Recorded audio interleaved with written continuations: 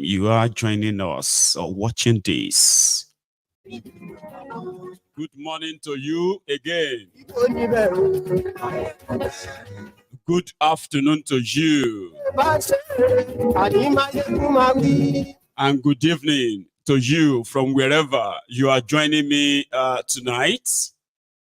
It is Maiyegun live.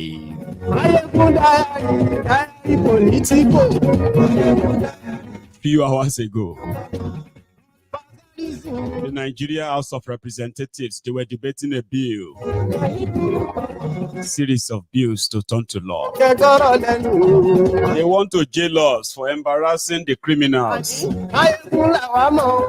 They want to jail us for rejecting poverty. They said they will send us to over 40 years imprisonment because we make them uncomfortable.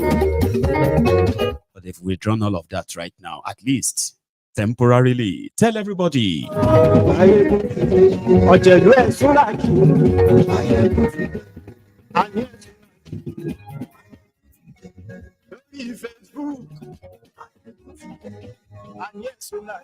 today, read beyond the caption of the broadcast. Try and read the description as well. Like this. Share it.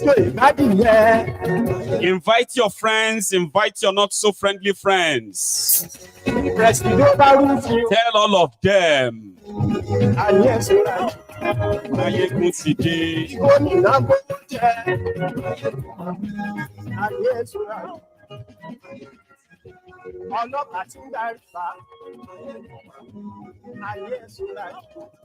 If you are not happy,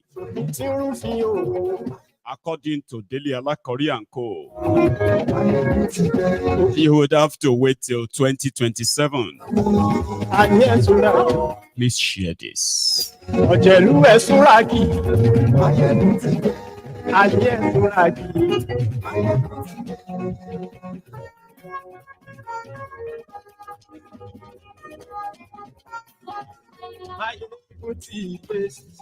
Thank you.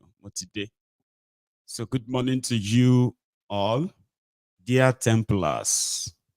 Good afternoon to you and good evening to you. Depends on the time you are joining us or watching this.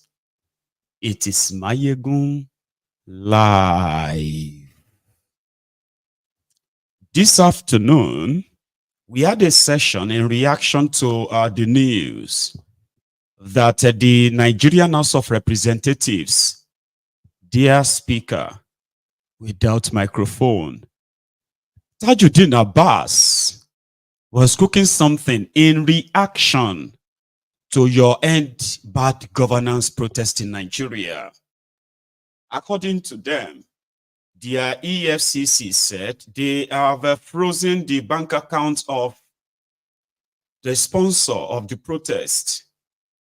Also, they've even frozen their crypto account. I mean, crypto account, which is like a joke, but they needed more laws. Not laws on how to end terrorism and make terrorists pay. Not laws. That is, not laws to expose terrorist sponsor and jail them. Not laws to jail those criminals, career thieves who continue to rip you off. The criminal politicians, if you steal any money, you will go to jail for 45 years. They are not making those laws. They were making laws to punish you, Nigerians, who are the victims of their own failed policies. So they know you are not comfortable. Propaganda is not doing it. Maybe more threats will do it. So they started dishing out, this madman started dishing out jail terms. If you say something that the government doesn't like, you go to jail.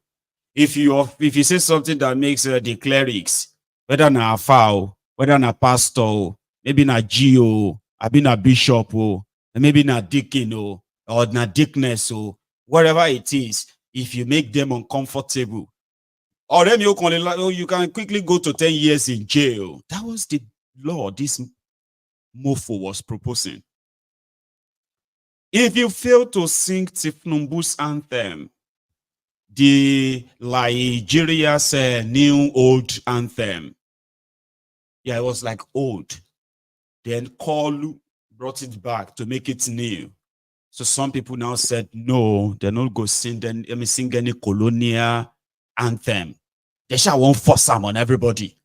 So this weary decided that, you remember during the protest, people were not singing the Nigeria, the Haiti. They were singing the Arise, O Compassion. So in reaction, if you fail to sing the old new anthem, you are going to jail for 10 years. Kilode. Like, are you in a fascist state? As in, already you are. Nigeria is captured, no doubt. But you are making laws to jail people for not singing Thiefnubu's anthem.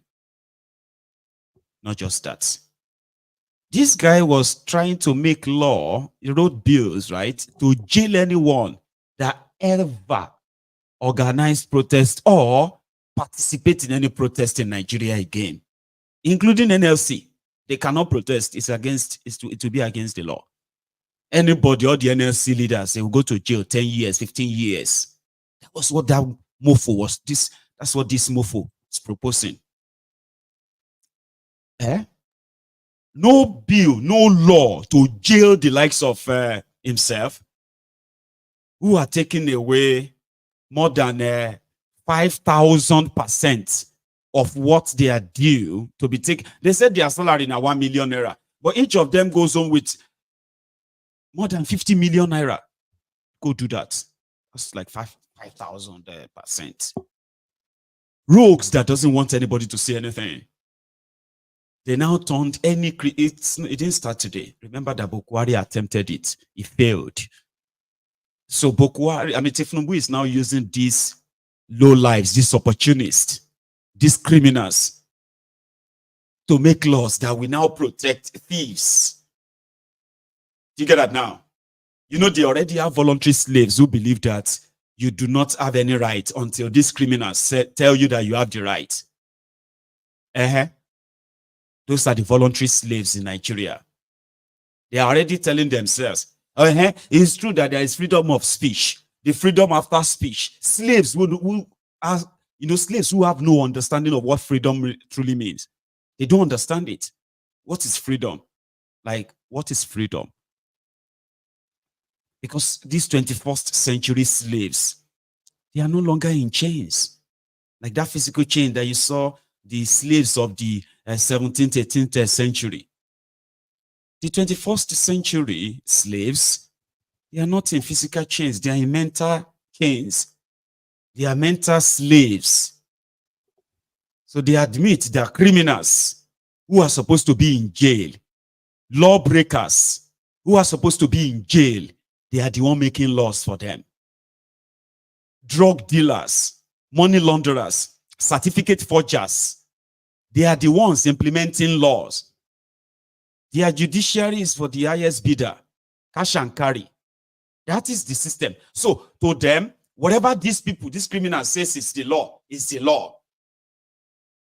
If you think you have freedom of speech, who told you that you have freedom after speech?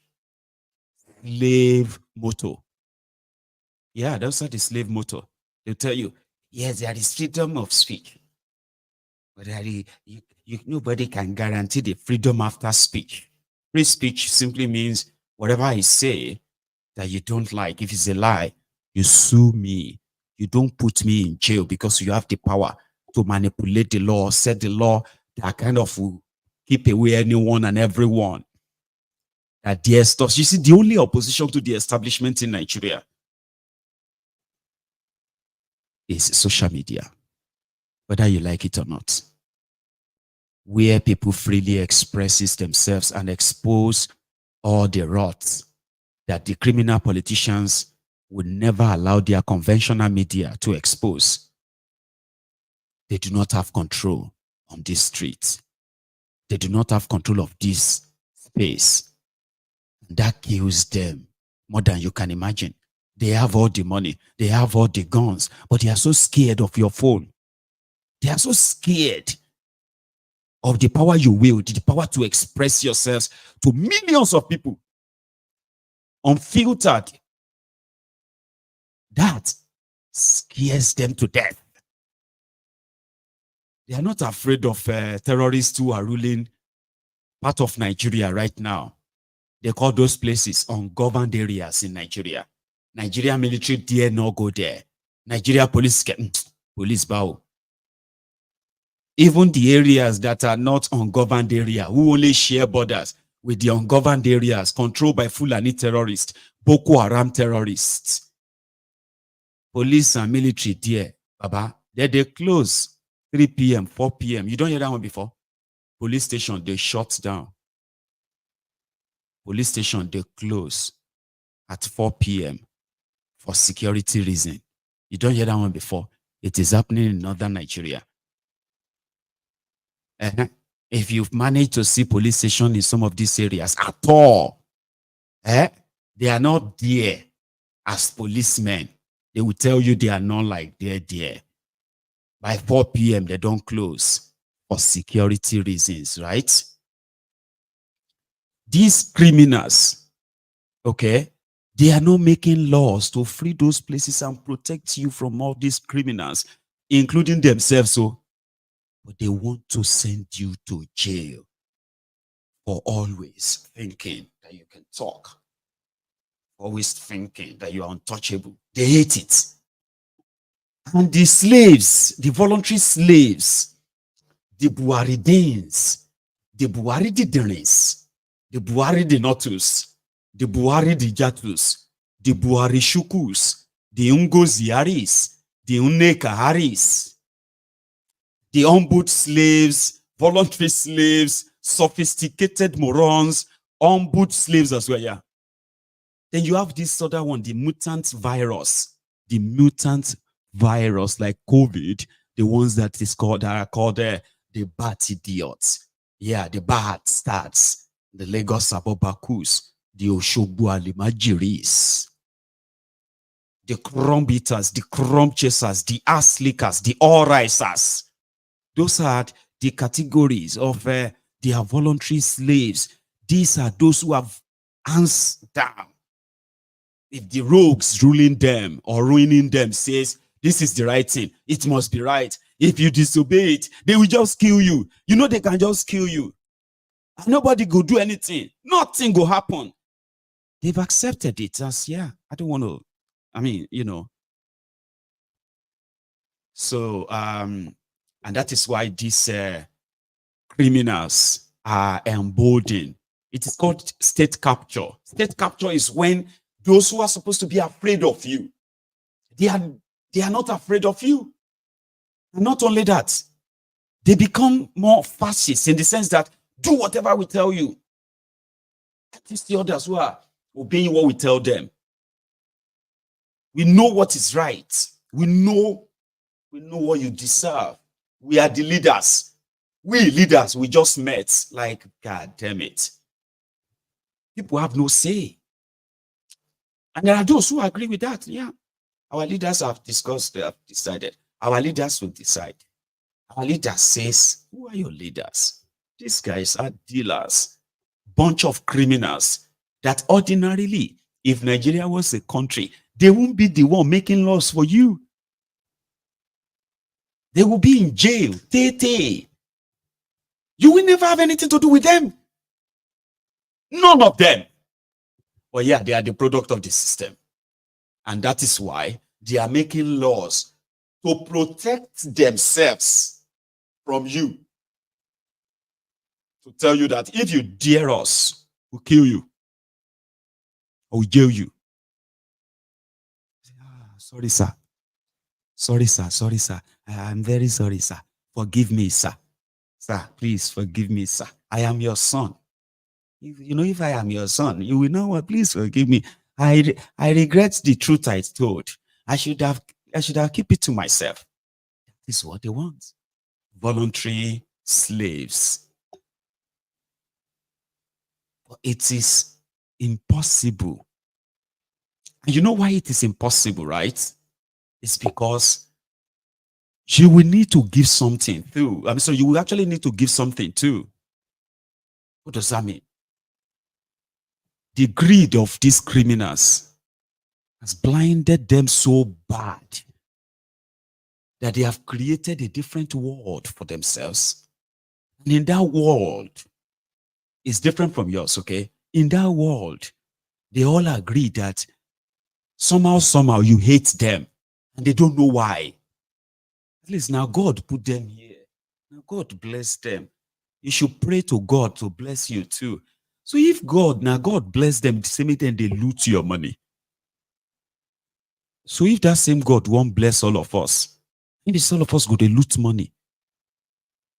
And there will be nothing to really loot at the end of the day. Is that not the purpose? Like, what is meant for everyone is cornered by few. And in order to protect that, they are making laws. They are threatening the citizens. Baba, now, come on, how that one go take work?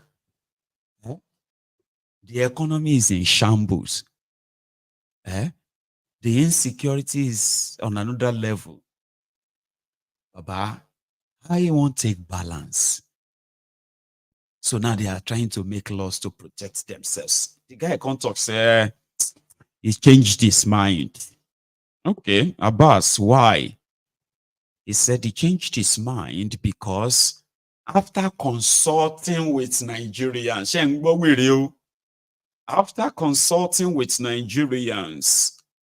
and the reaction, he has now decided to withdraw the bill, to go and amend it. But they won't send us go jail because they call out fake pastors. Fake pastors, fake imams, and all of those people. Imagine now, you go to jail because you call somebody a fake pastor, fake miracle. They can't send you go jail. Like what? Now North Korea. Anyway, you're already at North Korea. This is what somebody had to say. He said, you think you have federal system of government, but they are using unitary mentality to operate the federal system, and you are wondering why it is not working and it's not making any sense, Abi? Listen to this. I'm coming back. I think any right-thinking person will agree with you. It raises a question. What is it that we are trying to fix at every constitutional conference we are calling without being able to fix? What it suggests to me is that there is something wrong with either the agenda of those conferences or how we are convening them. Somehow we are not getting it right. We are not solving the problem. If we solve the problem with the 1979 conference, we will not be calling another. So what I see is a frame, a rectangular frame in which we are trying to force in a circle that is bigger than that frame. And we are struggling. Every time we come, we try to push it in, it's not going in. Why we are suffering and why we are calling conferences over and over without succeeding is that we are trying to tinker with a unitary constitution to see how it can suit a federal environment. It will not work. You know, you need to take your mind back to when you had a federal constitution in this country. Go back to history. You will not find any cries of marginalization. You will not find any situation where any region was saying there are too many people from this region in this place, they should go back to their region. No. When you have federative unions that are indeed federative, exercising fiscal federalism, every region or every unit produces what it eats. If it does not work, it will starve. Every union or every unit, federating unit, will look for businessmen, cut businessmen the way we do road work in London and in the United States and all that. They will do all that within their unit, inviting people from the other units to come and invest because they know that profits from in those investments will yield tax with which they will do things they need to do. The scenario was completely different from what it is now. So the reason we look like jokers and we are continually trying the same thing over and over, you know what they say in Nigeria? That the very definition of madness is trying to do the same thing over and over and expecting a different result. We are not getting it right because we are not attempting to create a suitable constitution for our territory. We are trying to tinker with the unitary constitution handed down to us by the military in 1966, struggling in every conference to try to fit it into the Nigerian frame. It will not work. So what we need is a serious-minded effort at crafting something that is suitable for our environment. If we have lost our way and if we no longer know what to do, we should ask ourselves, how is it that we were able to live in peace in the past? How is it that the North courted intelligentsia from the South, Southeast, Southwest? ABU is the best mixed university in Nigeria. They brought people from everywhere, including Africans in diaspora. We are brought in to give them what they wanted. They were not crying that too many Southerners are coming to eat our money here. No, because they needed to generate what they had to eat. And they needed to raise their human capacity. And they had to bring people from everywhere, not thinking of region or where you're coming from. In so light of those... The purpose was... Do you get that? Or you want me to explain further? Because when we talk about break it up to save lives, all right, we are not asking you to break people's head, even though that's where they are pushing all of us. Break people's head. The greed of the ruining class, as DF will call them, Dilefarotimi said, the ruining class. Their own goal is to kind of take everything for themselves and tell you that Nigeria can work apart. We need ourselves. But they are practically just telling you that as long as they keep the contraption together, okay, everybody just chop in your own turn and leave the rest and waka. They don't give a damn about every one of you who come from every part of Nigeria. They don't care. And the only way that you can matter is to support the breakup of Nigeria. It is for your own good, honestly. This one is not working, okay? But you want it to work. There are ways. It is just not this way. But you see these criminals, they will never let that happen. Because that's going to actually sack them and possibly take everything they've taken away from people in the name of Nigeria back from them. Because by then, most of the territory where all the stolen lands, all of the stolen this and that in the name of Nigeria by these individuals, right? New laws in those places where Nigeria finally break into pieces, where everybody go manage their own business. New laws will return all those things back to the people, the indigenous people. Niger Delta, people of Niger Delta, there is going to be a time. You see those people where they control your oil block and the rest. There's going to be a time when you are going to be in charge and new law will give everything back to you. Not one single person will own any oil block outside your region. That's what we mean. Okay? Break it up. Break this contraption up. You see this arrangement, now some people put time together. It's not for you, it's not for me. But if you are a voluntary slave who believe that Nigeria will work in Jesus' name, weary. Nigeria will work in Jesus' name. Ask your papa. When your papa did your age, maybe you also said the same thing. Maybe you should. All of you, foolishly, bragging in Jesus' name. Nigeria will be great again. All that nonsense, right? Ask your papa, ask your parents. They might be from that same, you might have inherited that foolishness from them. Seriously. No pun intended. I be kept pun intended. No, kilomadi. When they were your age, at the age of 30, at the age of 40, ask them, how did they see Nigeria? Did they tell themselves that Nigeria will be great one day? We reacted the parents. You have done the born. You tell your children, Nigeria will be great again. Below a year at Ibabai, when was Nigeria great? When? They are telling you that you hate Nigeria. Now you know you hate Nigeria. Listen, some of you have already accepted the guilt. Somebody, one lunatic, will just jump on social media. And then you see, Man, I don't like how you see we Nigerians, our own is too much. We always talk bad about our country. That is why if you say Nigeria is not going to work, that is why it's not going to work. Let me tell you something. You need to say positive thing about your country if you want it to work. Àwọn ọlọ́dẹ orí ni o, àwọn wèrè gidi ni o. I tell you, now over 75% of Nigerians have mental health problem. Like wèrè gidi o. Some see they wear clothes. Me talk more. Now the Ministry of Health declared that. And that was even before Naira becomes 1,600 Naira to $1. Before a bag of rice becomes 90,000 Naira. Before a bag of beans became 120,000 Naira. But they jump on social media. And some of you will reply. Or maybe you self get your own mental problem too. Thank you, Jare, my sister. I don't know what is wrong with our people. Every day, they will be talking bad about Nigeria. And they don't know that all these things they are saying is why Nigeria is not working. That is why me, I dey pray for Nigeria, I pray that Nigeria in Jesus' name. Money.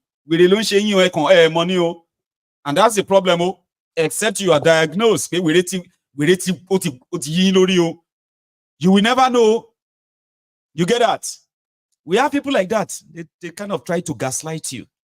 They say that because they talk good. That is why. Some people are sabotaging Dangote refinery. Now because love Nigeria. All these things you are saying about you need to say positive thing about your country. It's positive thing. Now because you are not saying positive thing. That is why Nigeria cannot defeat terrorism. Oh, because you are not saying positive thing. That is why the criminals in Nigeria, they ignore healthcare, ignore the education, and they had so much money to spend on new building, new house, new cars, new private jets too, new yacht. Baba. Now, because wish Nigeria well, that is why these people are taking the money that they are supposed to spend on development. So now you then go blame. You don't know that you have to wish your country well. You have to pray for. I don't know why Nigerians are already.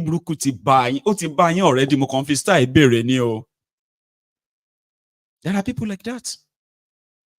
It is not your fault. You are a victim, even though some of you are also enablers. It's complicated, Abby. Maybe not. Just choose where you belong, where you play your own role. How much have you tried to help enable this madness by gaslighting others, blaming somebody like me? There are people who blame me. I tell you, there are this. This alawokus, these wearies, right? That believes that if they can just arrest this guy, if they just arrest me, I don't do anything. No, me oshinkokon. I begin to you even use. If they arrest me now, what you go say I do? Yes, you are inciting the people to ask for good government. That's what you did. That is a very, very bad thing to do to your country, to ask for a good government, to ask for the people in government to be responsible and stop looting. You are inciting the people to ask people to stop looting. How dare you? Arrest him. They want me arrested in handcuffs. So that maybe Naira can gain strength. Maiyegun under arrest. So look at him now. He cannot talk again. Now these people be the problem of Nigeria.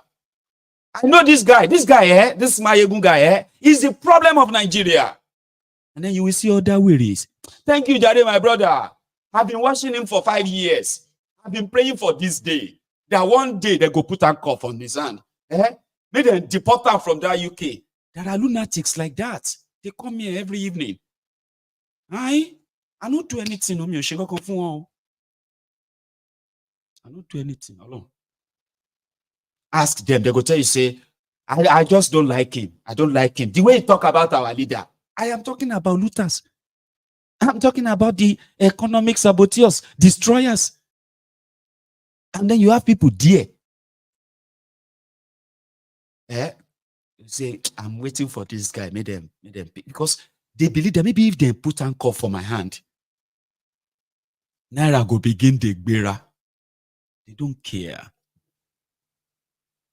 Do you get that? So you have them like that. They come and don't listen to them. I'm about where they argue you. Some of them, if you see them one-on-one, you are going to go and see a therapist. If you say one lunatic like that, at least in a human being that they talk to. Bro, okay, what about if I they go left, they go right? If I won't follow and go that right, that's okay. Is that what you mean? Okay, what about it go left again? I can't they chase the way about. Now, when I finally found, I said, we're in Mumbagi, Lori social media. How many people saw me chasing this way, by the way? You know, that moment you begin to be like, come on. I have been responding to one Luna. When Timumba discussed Latin, I've seen it before. And why is all that?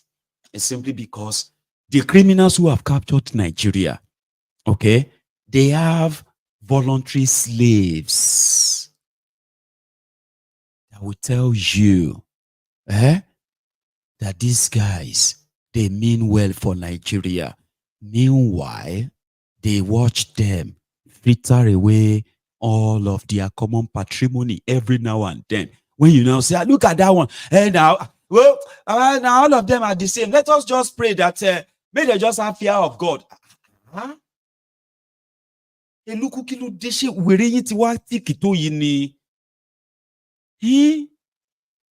show you people where they steal your future. You say, may we pray for them. Now all of them, they steal. What do you mean all of them? Now you answer, what do you want me to do, Jari? Oh, I'm tired of this country. May God just answer our prayer. Now only God help us. Help where Paul alone should help until help, all right. And the criminals are now the ones who are now kind of like, we know what Nigeria wants. You don't know what anybody wants, but what you want. And that is why somebody like this will be saying, after being a commissioner 8 years in Lagos, serve as somebody who was like internally displaced politician, nearly died in the UK. He nearly died in London. Using our NHS team on some tax. Dele Alakori came here to come and fight what they call when he had hypertension. He had hypertension. He had one other thing, when we say if he caused cardiac, he survived heart attack. They don't get anywhere for Lagos to treat him. They brought him to UK. NHS, we me they pay tax for. And they treat the animal. He is back to life to go and unleash further shege on the rest of you. He had this to say after their supposed, what was it yesterday? National Council of State meeting. Dele Alakori said, if una no dey okay with the way Kolu is ruining Nigeria, wait till 2027. Boko Haram Jolantan the rest of them, they have all endorsed Thiefnubu as doing perfectly well. In his own words, Alakori.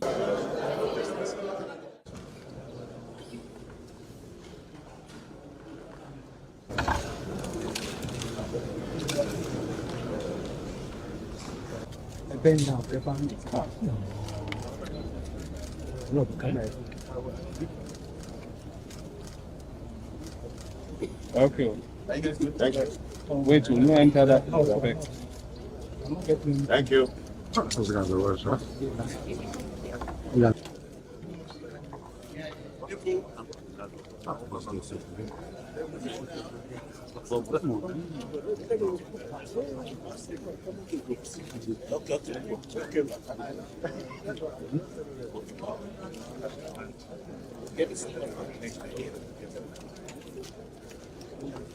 I'm not Mogi.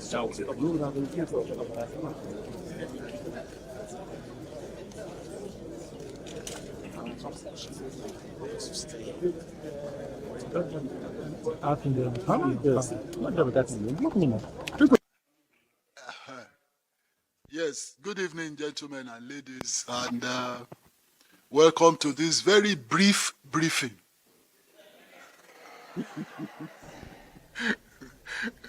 As you all are aware, the Council of State just concluded its meeting with all the former heads of state in attendance, physically or virtually.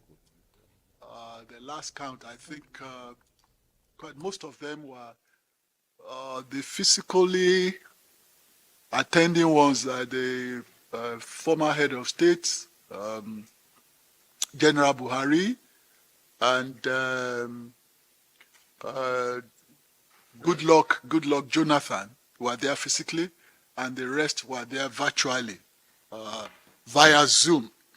So in essence, in principle, all of them were in attendance, and that's a very eloquent testimony to the kind of support that they are giving to our current president, President Bola Ahmed Tinubu. A lot of issues were exhaustively discussed at the meeting.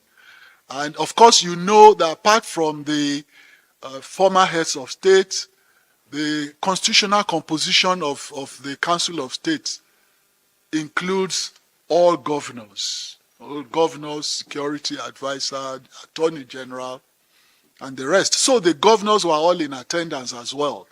And some of us ministers were invited to make presentations on our roadmap on what we've been able to achieve, the prospects and the challenges in our various ministries.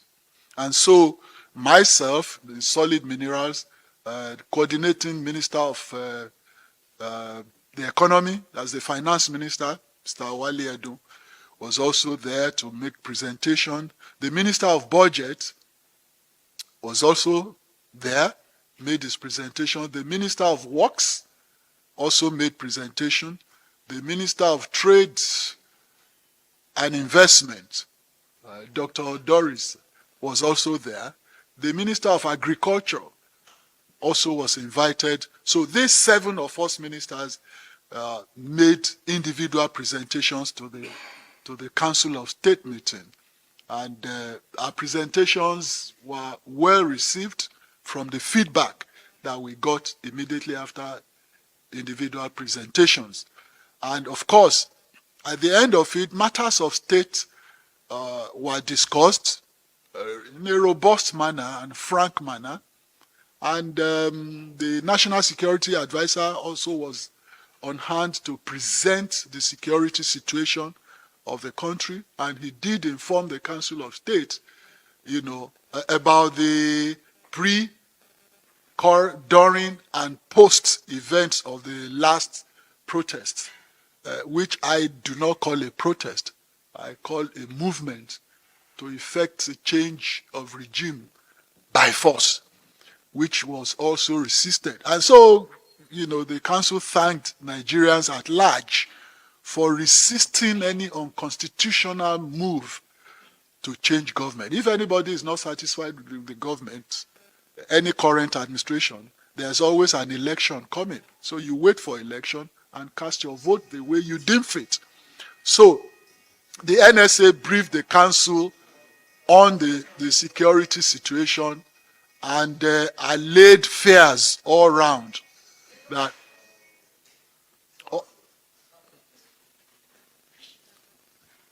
in my books that should be the $1,000 fine.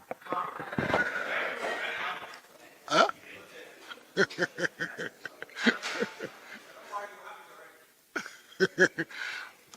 So after the NSA's briefing, generally he allayed everybody's fears and spoke on the tightness of the security around the country, and also reassured all and sundry that nobody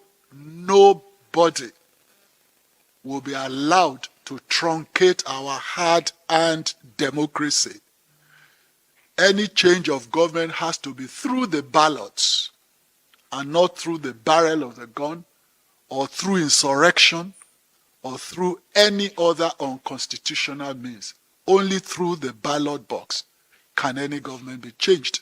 And he reassured on the security readiness of all security agencies in the country, to secure our territorial integrity and to protect Nigeria's democracy. Now, the details of the presentation that the ministers did, will be too long for you, but succinctly put, is just to let the Council of State know the progress being made in each sector of the economy.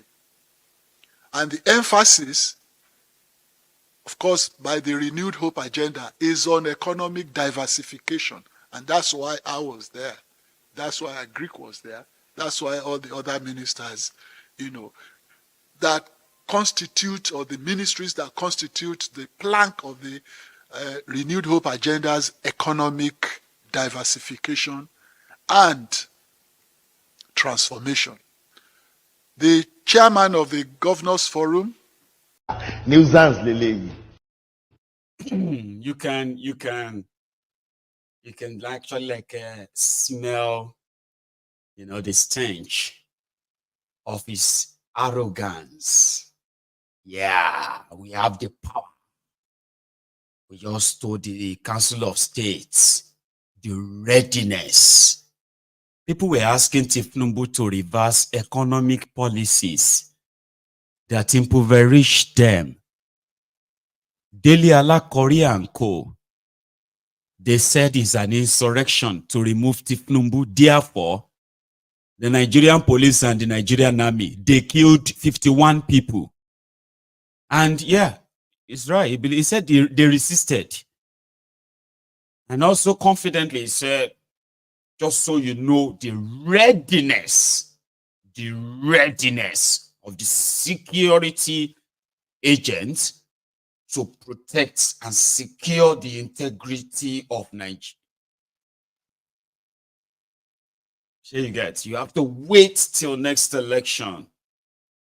If anybody is not comfortable with the style of Thiefnubu, you wait till the next election, not by the barrel of guns or through any other. What is he talking about? Well, I'm happy that this is what it is that way, okay? Because we are doing economic diversification. Diversification to what? If I ask you now, diversification to what? To agriculture, that you are now growing your food. But maybe you should listen to this Kwara clown. He's also one of them. I swear. But listen to this Kwara clown. We did had a very robust meeting. The high note of the meeting was a unanimous passage of a vote of confidence on President Bola Ahmed Tinubu, GCFR, Commander-in-Chief of the Nigerian Armed Forces. Members, especially those of the Nigerian Governors Forum, were satisfied with the presentation by the members of the Federal Executive Council. And after that meeting, there was an executive session between members of the Nigerian Governors Forum and Mr. President. And frank and fruitful discussions were held between both parties. And I'm glad to say we're on the right track. And in the same vein, members of the NGF also, like the members of the Council of State, passed a vote of confidence on Mr. President. We also wish him well and prayed for God's guidance for him. Thank you very much. Please, can anybody tell me one single thing that you can pick from what he said that really says the discussion they had was so fruitful? Because it was on what? Okay. People should know that, we met, all of us, all the leaders, we met, we discussed, and it was fruitful. Okay, we are on the right track. All I can say to everybody is that we are on the right track. Right track.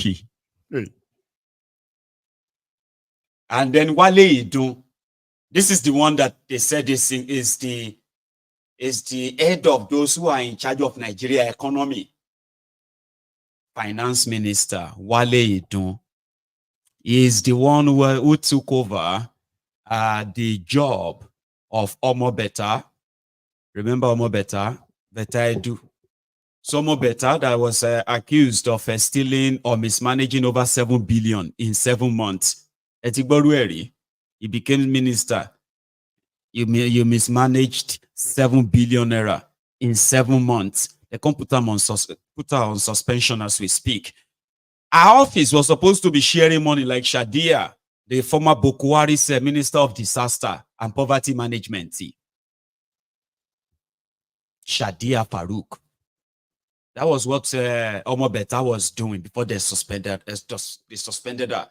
Now, Wale Idun is the one who has now taken over that job of sharing money. Wale Idun is the one that said, if you're unemployed right now, you feel go collect money, I'm going to go look for those links. Go try them. What do you have to lose? If you send you money right now, because everyone who can say, I've collected money. That simply means that millions of others have collected in the book of the Wale Idun and Co.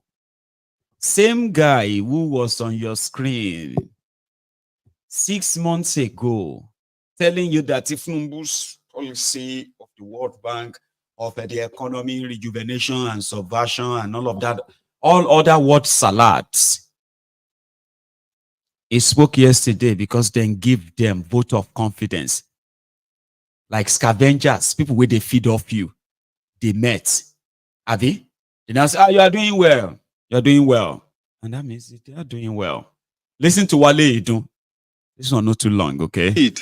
As my colleague, Honorable Minister for Solid Minerals, as well as the Chairman, Nigerian Governors Forum and Governor of Kwara State have said, we did have the opportunity and the privilege to present to the Council of State, and in particular, the former presidents who turned out in large number to participate, and we had the opportunity to, in my case, update them on the economy, update them on how far progress had been made in terms of the macroeconomic policies being followed under the leadership of President Bola Ahmed Tinubu.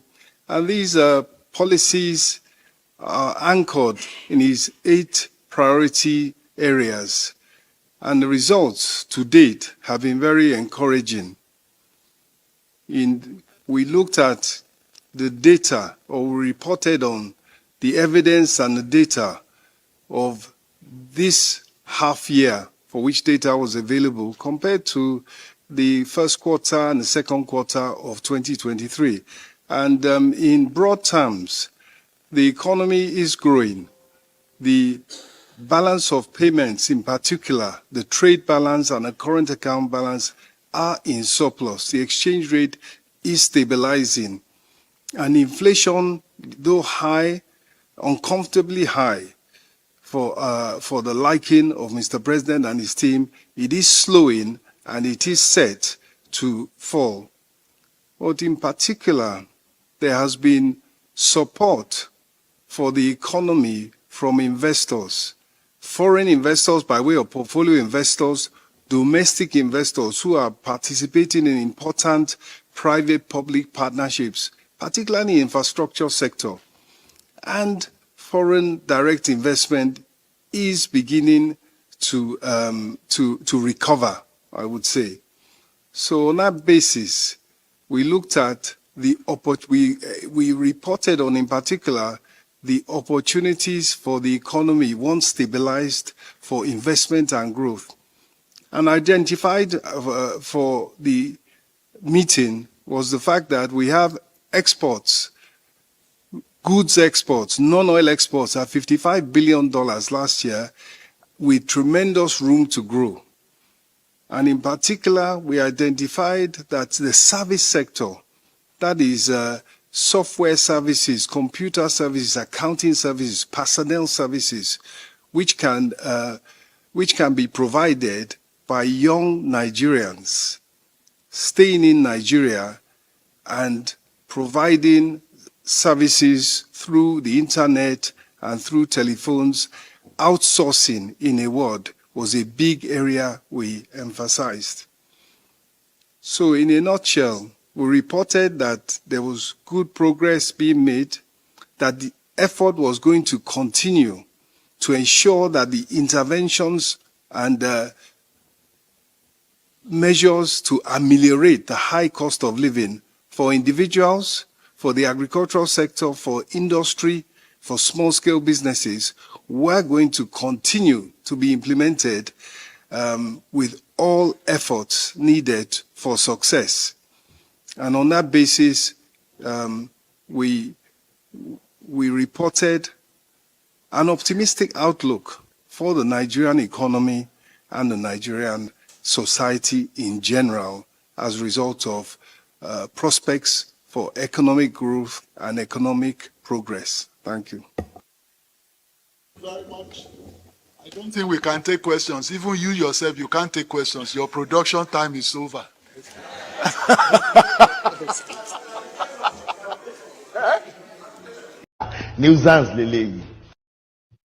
Did you see that? Now, please, can anybody really make any sense out of all he said? Wale Idun said, investors are now coming to Nigeria. Inflation, even though uncomfortably high, is coming down. High cost of living. Then he says something about them exporting $55 billion worth of exports. Nigeria exported $55 billion worth of export. When? Where? In agriculture. Wale edeberu Ọlọ́run. Edeberu Ọlọ́run. Takula. Takula. Edeberu Ọlọ́run. Ìjọba èmi ló kàn yìí. Edeberu Ọlọ́run. Ìjọba èmi ló kàn yìí. Edeberu Ọlọ́run. Ebi ń pa wá, ìyà ń jẹ wá, kò sí ìfọ̀kànbalẹ̀. Ìjọba èmi ló kàn yìí. Edeberu Ọlọ́run. Ìjọba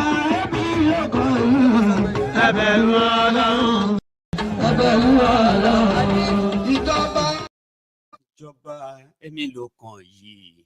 Ẹ bẹ̀rù Ọlọ́run. Takula. Ẹ bẹ̀rù Ọlọ́run. That's what they do. They just watch salad. Everything is coming. Mr. President is doing everything, and his team. And I'm gonna listen to the team. Even Pastor Ruga was a little bit kind of get sense. That one are just a taller version of Pastor Ruga. Empty barrels, opportunists, scavengers, bunch of pangolos, empty heads. And the Thiefnubu crew, to them, just make sure you drop some big words, okay? Subversion, economic subversion and aggression to compilation that we now coming into a poverty investment absorption to that of, Gajantuan investor from Mars, in order that when they land in our economy is going to be. But what you they talk? You they mad, Dini? He say, okay. It's okay. You don't catch me. I no get sense. I just they talk up so that there are Gbadorians who are already like saying yes. Sense. Amalgamation of the Jajatu economic investors that brings in the $55 billion agriculture to terrorism and conversion to that of subterfuge and retrospection and what have you. So now everything is according to our prospects. I say, this person gets sense. You dey hear? Nigeria is going to be great. That's exactly what he's saying. He's talking about South African. There are Bakus that listen to them and say, oh my, if all these things that Honorable Minister is saying, if they can try everything, Esa, if you can try everything that you just said right now, I believe that Nigeria is going to be a great country. Say, you too, Abi, you believe. But don't listen to Maiyegun. He's always looking for excuses to criticize, to blame. He doesn't pay attention. Maybe you understand, I've been a soft food plus intervention and subversion plus economic interjection. Yes, sir, exactly, Mr. Minister. If you can do all of that, Nigeria will be so great. Ironio. Because last, now the solution.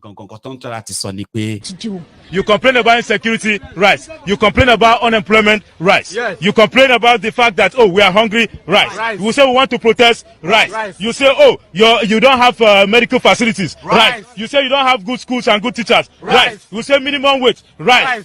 It's rice. Can't solve all the problem. Rice in everything, declare rice. Pastor Ruga is more sound than these guys. You forgot? He warned you. He actually warned you. These guys put a poster out. They call Pastor Ruga a betrayer. Remember? We all pray for a country that is peaceful and prosperous. But God allows us, by our voting, to show him whether we mean the prayers we pray or not. You cannot wish this country well and vote for someone you do not believe in. You cannot.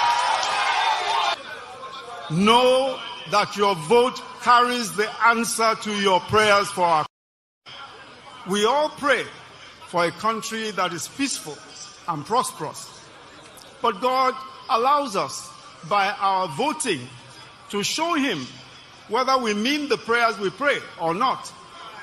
You cannot wish this country well and vote for someone you do not believe in. You don't cast, last. Everybody go chop breakfast. No, the chopper more. Pastor Ruga, Wale Idun is the economic manager for Nigeria. Help. Because by the time these guys are done, if it be like DNA, they go take, they recognize some of you. You could just be like, you know me, I'll go to work out like that. Let me put my camera a little. Me I work out like that. They face my life. And then somebody will tap me. Maiyegun. Who be this? Maiyegun, you cannot recognize me. It's me. Say, Akilode, sorry, I don't recognize. It's me, Martinelli. Martinelli, kilo happen. No, I don't believe this one. Martinelli, we go do DNA. I bet we will come on one teeth to confirm saying that you. By the time these guys are done, even though Martinelli they in the UK, so except if I don't know, you go come be like say they wish I'm bad now. Imagine person tell you say, "Oh, because by the time they are done, even you, Abobakus, like they go put your face. You see all those eye recognition. You see all those things that they used to do, facial security. By the time these guys are done with all of you, October survival, documentary or more. This is what happened when criminals capture a country in 4 years, in 8 years, in 12 years, and in 16 years. They go they use they do documentary. Economically. Martinelli don't go that place, so I don't wish you bad though. You know, see sometimes, you get what I mean, Baba? Imagine you, big man, and all of that. More can they try say, oh, you know, look. Which Martinelli be this? Martinelli on you, baby, to you leg balele. You know they recognize face. Mini, my shaken. You hear them? Now my eyes they do koro so. Now Nigeria happened to me, but not like that. Come on, my shaitan for everybody. And at them they you know. Oh God damn it, man. Even Auntie Kemi is tired. Yeah, Auntie Kemi cannot. See, some of you will say Auntie Kemi no bad, Auntie Kemi no bad. Now here is Auntie Kemi say, Emma Beushi, will not try to sugarcoat nonsense. You failure will You can't deny it. Good morning. My name is Dr. Kemi. It's August 14th, 2024. I'm going to do a series of videos this morning. Dr. Kemi, because that little misrepresentation he make Auntie, go crazy like that. Say, what do you, Dr. Kemi even talk? Good morning. My name is Dr. Kemi. It's August 14th, 2024. I'm going to do a series of videos this morning, and you can only comment if you're on X or TikTok or YouTube. Facebook people, you cannot comment. You're going to have to go to those portals to comment. The bullying on Facebook is too much, and I'm not going to tolerate or entertain any bullshit anymore. I've had that page since 2013, and I was the first Facebook page verified in Nigeria and the first to go live on live video. All my posts, no more comments until further notice. I'm going to be talking about President Thiefnubu, the Nigerian government, and governance. I don't get involved in politics. Politics was never a newsbeat that I covered during my 30 years in journalism. I don't get involved in elections, voting, or anything when it comes to journalism. I have only campaigned once for a politician, and that will be on Charade 2019 elections. Today, Charade and I do not talk anymore. Okay, I'm not in the Revolution Now movement anymore. I'm not in any movement or any activism causes. I'm speaking for myself, Kemi Olunloyo. And the reason I'm doing this video is because some people are writing all over Twitter, X, that my account has been hacked. The same thing on Facebook. Anytime you see something that doesn't go with your belief, you're not turning into, this is not Kemi writing, her account must be hacked. No. Fucking face the truth. My accounts were not hacked. I'm telling you the truth about Nigeria and what you need to know. Obasanjo just said Nigeria is on a keg of gunpowder. No, it's about to blow up. And what you're going to see this year will shock you. The dollar 1602. It is going to be 2000 very, very soon. Facebook monetization is pumping dollars into the economy. You can't even make the money. You're fucking wasting your time. I have taught the course 8 times this year, 2 of those 8 times free, and I've done a lot of videos. And I put it on YouTube yesterday. Tutorials that you're supposed to be listening to and start making money. I will remove the tutorials in 1 week, and they will become available only to the private, subscribers. I'm opening my YouTube memberships today. Anyone in the membership can see it for free. If you like, don't go watch it, because all you want is quick money. I don't get into politics, I get into governance. Politics and governance is 2 different things. When you do your campaigns, when you elect people, they now have to govern you. If they don't govern you properly, you remove them. You vote them out.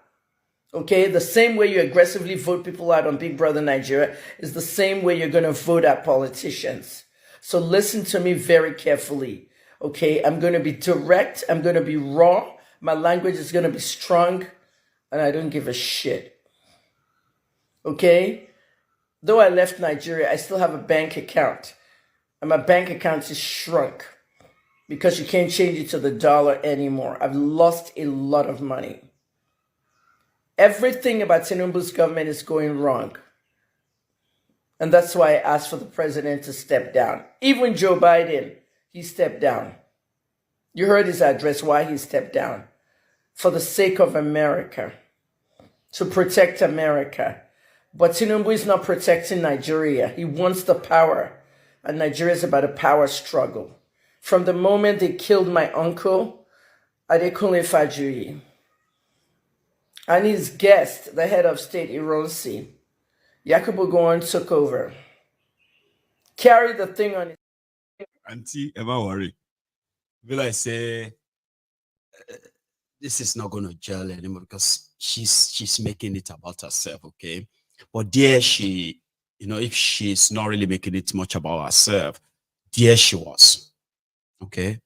Trying to tell all of you that, listen, they know my account, my social media account is not hacked.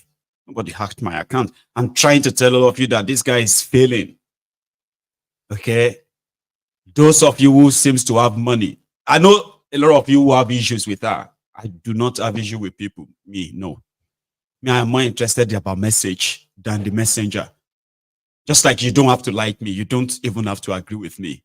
But if you manage to pick things that you know that, oh, this is true, you cannot say because you don't like me, that thing automatically is unacceptable to you, kind of. That is the kind of mentality we shouldn't have. Yeah, you may not like me, but if I'm saying something that you know yourself that more, I need to change you. Man, I never even thought that was a bad thing, Sha. I was watching Maiyegun one day, even I don't like the guy. But he said something that, man, I actually never really saw things that way until he said it. And I've started seeing it differently. But I still don't like him, which is okay. You don't hold me that. That's a similar thing with her. So people are usually like, they don't hack you. Have they paid you? Stuff like that. Or are you looking for attention, but you're not paying attention?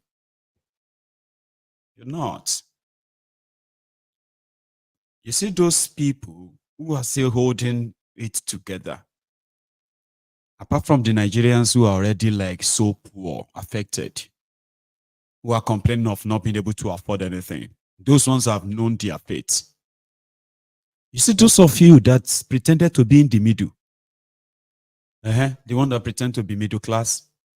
Princess. Now, be the last buffer. When normally, a lot of you have lost so much of your money. Not because you are doing any business. So this inflation, now get money. Now inflation, they hit into your money. Me, we no get money now. I don't get any money where inflation go eat. As I get money, I take and buy food, I chop. I know they save. I don't get savings. And there are people like me in Nigeria. They don't get savings. You don't believe that, Abby? Okay. You don't believe I could put myself in the shoes of an average person in Nigeria, Abby? You did say I'd be a rich person on that side, Abby? Well, you'll be wrong. I am talking to those of you who can afford, no matter what it is, the price of petroleum or price of diesel. But you are losing money too. Because you know something, now I get money. And right there and then, 41 to 42% of your money, the value of your money is gone. I mean, you go agree with me, say the same 10 million naira you have in your bank now, or 100 million naira you have in your bank right now, is the same value as your 100 million naira 10 years ago. Maybe now they get millions. In case I know normally person will get money know what I'm talking about, but majority of you are still selfish. Sure you get. God has been good. Now, when your wife was celebrating her 30th birthday, you bought her this 2010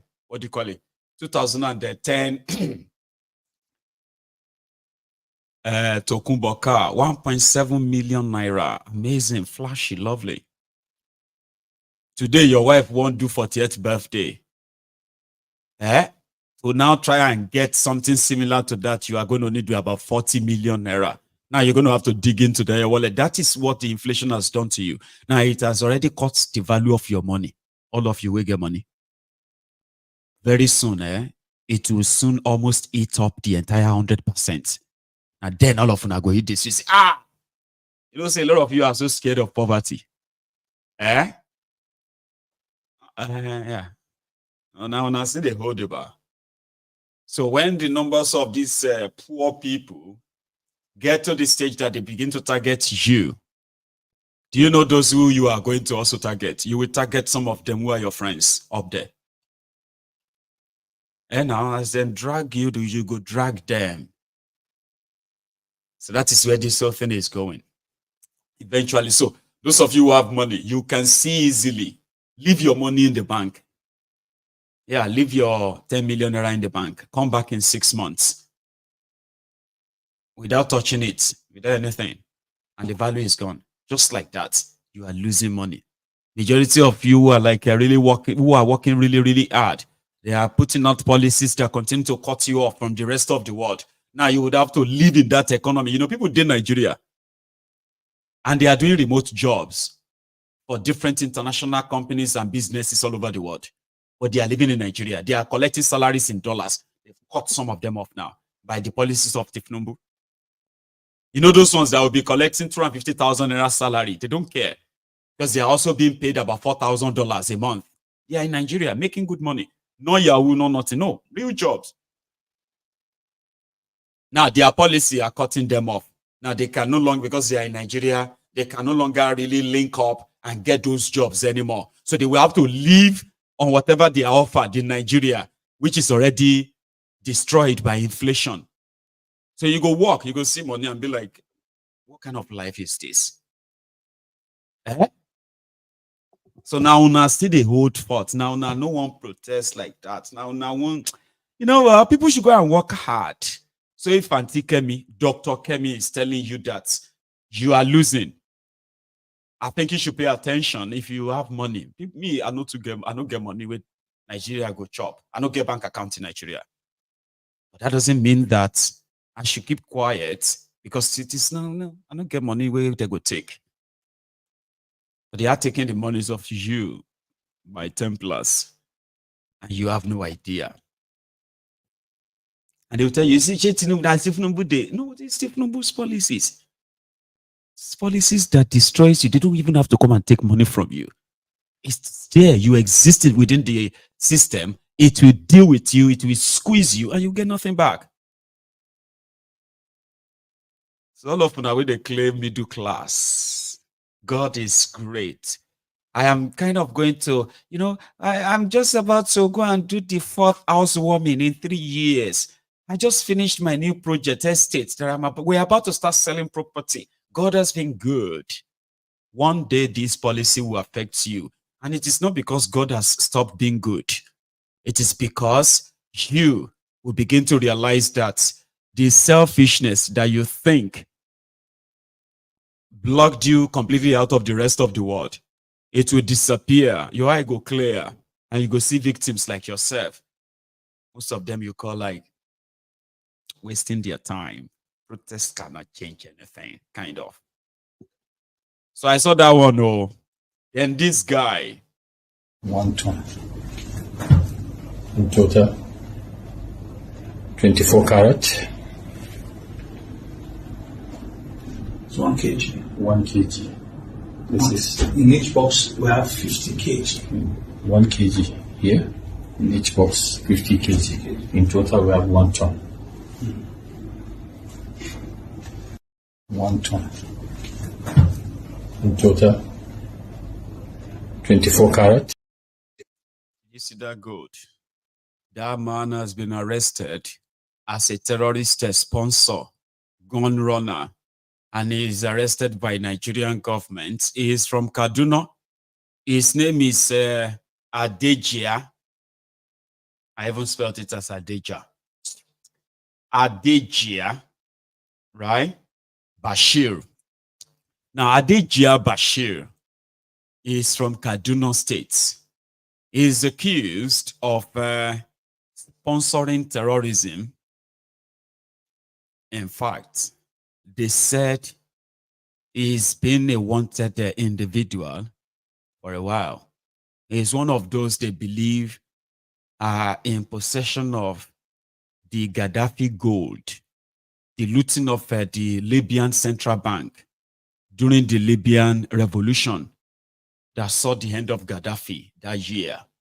So among those who looted the armory, those who buy the guns or the other weapons looted from the Libyan defense armory during that revolution, they said these weapons ended up in the hands of different terror groups. But there are those who got them in bulk and stockpiled them, and they are running them, selling them to different kind of terrorist group or terror groups across Africa. Bashir happened to be one of them. But guess what? This happened to be a guy that traveled about, not as a Nigerian. He's traveling about as somebody from Vanuatu. So I had to go online and go and search for where is Vanuatu. So I went on, and then here is what Wikipedia really shared about Republic of Vanuatu. Now, they said Republic of Vanuatu is an island country in Melanesia, located in the South Pacific Ocean. The archipelago, which is of volcanic origin, they say it is just 1,090 miles east of Northern Australia, 540 kilometers, which is 350 miles northeast of New Caledonia, east of New Guinea, southeast of Solomon Islands, and west of Fiji. All those names, I don't hear them. Somewhere, an island somewhere. They said Vanuatu was first inhabited by Melanesian people. The first Europeans to visit the island were a Spanish expedition led by Portuguese navigator Fernandez de Queiroz, who arrived on the largest side. Baba, Ewani Vanuatu, for God's sake now. This guy is from Kaduna. And listen, this is exactly what it is for some of your criminal politicians as well. They have citizenship of too many countries that you have never heard of because they can pay for them and buy them. And with this, they can move wherever they are moving out of Nigeria or into Nigeria. Sure, you get. Since the terrorism industry in Nigeria is now a full-time business, a full-time industry, a multi-billion-dollar industry. Here is one. I have shared this on MaiyegunsDiary Politico today. On this diary, look at his face very well, just in case tomorrow, he may become the governor of Kaduna, or he may become a senator from Kaduna, or anything at all from that place. Once they put Babariga on him, and then they call him Alaji. But if you try to say, no, be this terrorist, they say they're not terrorists, where they do go around at that time. They go say that because say you hate Islam or you hate Northern Nigeria. Remember Dogua, the guy that killed 12 people in Kano just last year. He was arrested for murder. He was sort of remanded in prison. Abeti Bagbe, Dogua is in the National Assembly right now. The people he killed because of the election, they still declared him winner. He was going to be a speaker. He contested the speakership with this Crooked Abbas. Now, Crooked Tajuddin Abbas wouldn't be the speaker if Dogua was selected, a murderer, standing murder trial in Kano. So I just make I tell you, somebody will be say, now one Maman Gaddafi's armory collector, a gun runner. He's been declared that he's been arrested, though. But just in case tomorrow is the chief whip of the House of Assembly, the House of Rep. Just remember today, okay? And from that, we go to that same Kano. I'm talking about Kano, right? I was saying something about Kano, yeah. Now, you remember the Gandola story? See, in Kano, they have what they call the anti-graft agency. It's like the EFCC of Kano. And this EFCC of Kano is to to go after thieves who stole money from Kano. And you remember that the former governor of Kano, who is now the APC national chairman, APC, I'm talking about Gandola. Now, Gandola is standing trial. Gandola, his wife, and two others, they are standing trial for, number one, Gandola collecting $5 million bribe in a kickback from the contract he awarded to contractors when he was governor. Now, Gandola is the party chairman of APC. Don't forget. So, Gandola and his wife and two other people who are standing trial for corruption in Kano. It's not just the dollar bribe. There was one commissioner. See, there is actually one commissioner of water resources. That's another story. Okay. Right? Now, all these people who looted Kano under Gandola, they are standing trial for corruption because of tourist protest for God's sake. They now say protesters in call, they have stolen the case file. Help me now. Help me now. See, Director's Court, I know you are there. How do you describe this? Kenny protesters case file issue. This is 2024. Digitally, we saw the video of Gandola talking this dollar bribe in his Babariga. And that's how he became the Babariga mobile banking CEO of Kano. Gandola. But digitally, everything was available now. The missing money, and Sola said the kickback he collected, they were documented in the government of Kano's case. Abi? Kenny protesters CG file.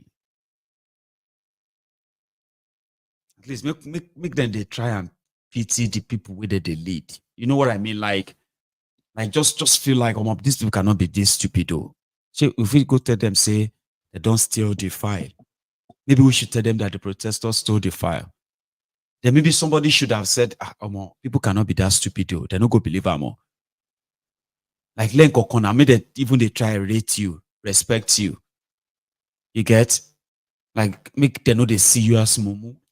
That somebody will just come and grant a press interview. We are here to tell you that the case against Gandola, somebody stole the case file. Eh? Like, was copy me? Like the lawyers didn't have their own copy of the case they filed. Hey, John, they respect Amara Kano now. Eh, Ahmed, how do you say respect people of Kano? Because, in Hausa, it shows some, but they do not rate you. So I'm not going to pretend that they probably do, right? Well, Kolu has left you for Malabo. He's currently on he's probably in Malabo already. Guinea Conakry. Now, Guinea Conakry is the drug hub. It's called the drug hub or the transit hub for drug pushers, drug dealers. The video of that Africa most wanted drug dealer from Mali. What's his name again? That they met in Guinea just 2 years ago. Kolu and that guy inside the chopper. Kolu now is there. But there's something I noticed, right? If you say they don't deliver Kolu's aircraft too. Remember, he's been flying in Shaguri's aircraft. Then they bought two brand new aircraft. Remember, Akpabiole said Thiefnubu has not asked for a new airplane, but if he asks, they will buy it. They will approve it. Then we saw the video and the picture of the refurbished plane. Papa Kutushe brand new one. Oh. Refurbished plane, new one Laura Thiefnubu.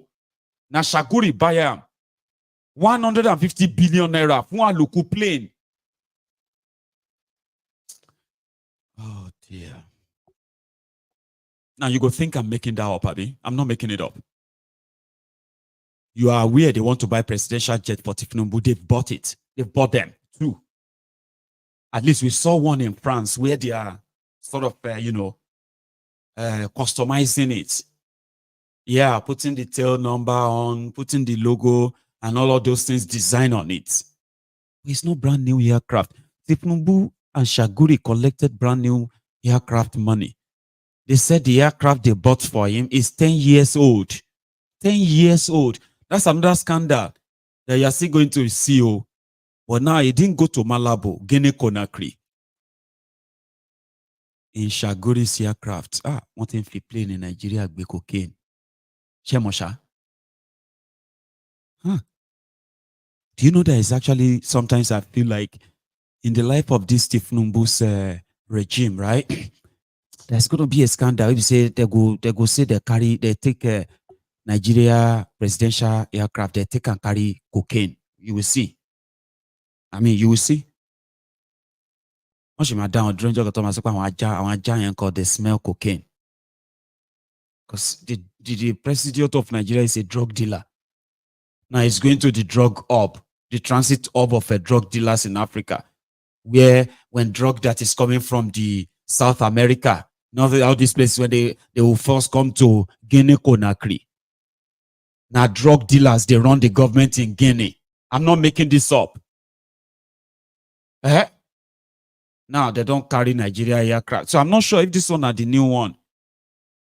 I think are the one where shitty man they use, where they talk say they manage. You look on the way to Guinea Conakry. Check their pockets.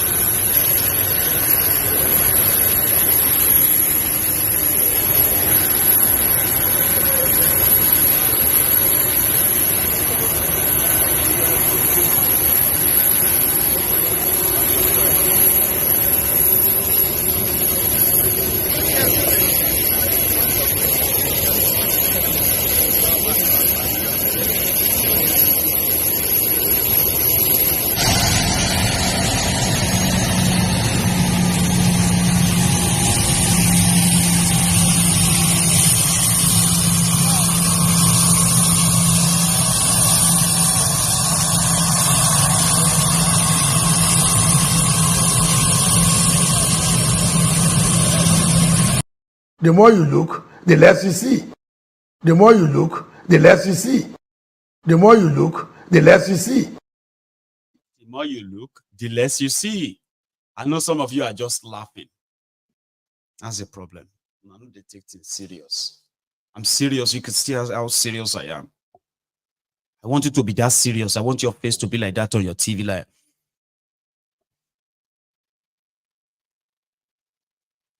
which one is all these laughing emojis that I'm just seeing on the screen? Laughing emojis. So already unsure of laughing matter. That they take Nigeria aircraft, carry cocaine, drug. Now they will ask me that I should bring evidence. Worry, like, man. You go just see your Thiefnubu's plane go land somewhere. I want Jack on best tarmac in like that. It only shall what happen. You really that now? Dogs will take over the tarmac. It's a see. Hey, Musa. No lando. Let's continue back to Abuja. Says we just landed in Germany. This is Germany, sir. I was sick with money go turn around. Come up Abuja, Kalo Jerry, Abuja first. And if you see all these dogs, all this German shepherd, I hear say they get for 4 eyes. You will see. You will see that the scandal of they have grounded Nigerian presidential jets somewhere because they suspected that there were bags of cocaine, bags of drugs, heroin, and the rest of them on board. And I'm not saying this to make them look bad. They are bad. They don't go and try to make one look bad. But dealing with men of the underworld, drug dealers, human traffickers, treasury looters. So do you think I'm making that up? There's no way they're going to put themselves together. They will ever look different to people like us. We know them. We do. You know. Anyway, leaving that aside, okay? I found this video, and they said these guys are kidnappers. In Ijebu, they do kidnapping in Ijebu, and they found the kidnappers and took them to court. I said, okay, I'm going to share that with every one of us. So I'll show you somewhere in Ogun State. Ní báyìí, ètò gbogbo ti parí lórí bí wọn yóò ṣe gbé àwọn èèyàn náà pamọ́ sí àhámọ́ ọgbà ẹ̀wọ̀n títí di ọjọ́ 14 oṣù kẹwàá ọdún 2024 tí a wà yìí. Àwọn olùjẹ́jọ́ náà àwọn ni rí bí wọ́n ṣe ń jáde ní ilé ẹjọ́ yìí tí wọ́n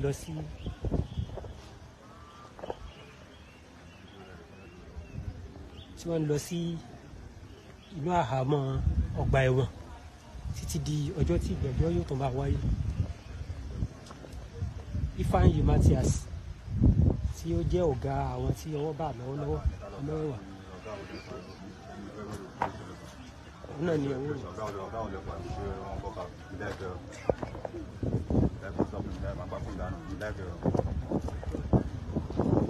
ohun Ifeanyi Matthias náà lè ń gbọ́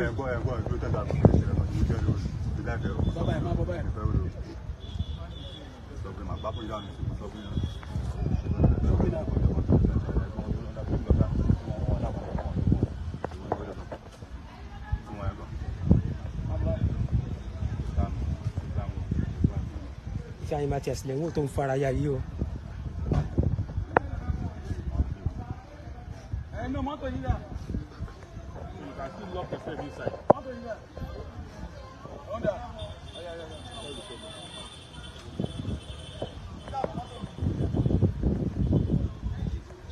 Hello.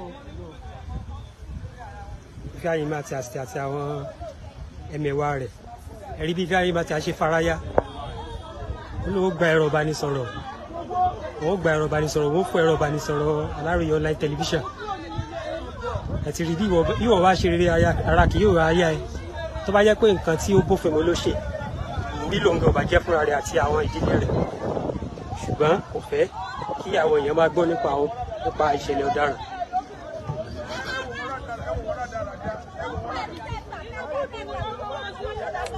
Àwọn ni wọ́n ti ń wọ inú mọ́tò yìí o. Ẹ̀gbọ́n tí àwọn aráàlú sọ nípa wọn.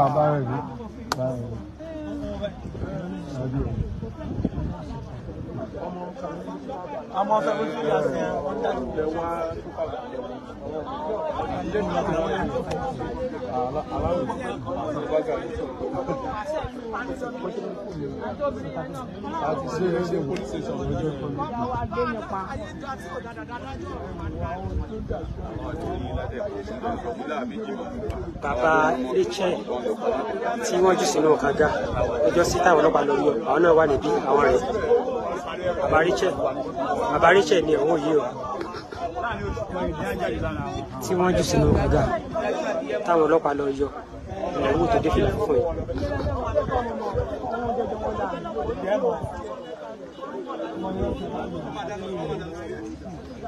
Hello, ma. Hello.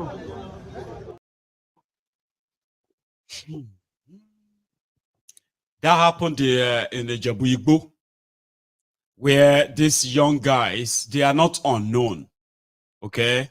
So they are like a known terror, you know, the area boys doing thuggery stuff and all of that. So then, Baba, they were caught and they are now accused of being the ones in charge of kidnappings in that area, okay? So the parents of some of their victims, because they've actually killed people too, like kidnap people, obtain the family, and sometimes, right, just shoot and kill them after collecting money.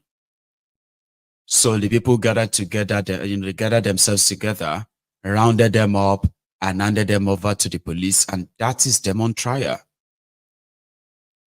You know, and they are there praying that they will never come back.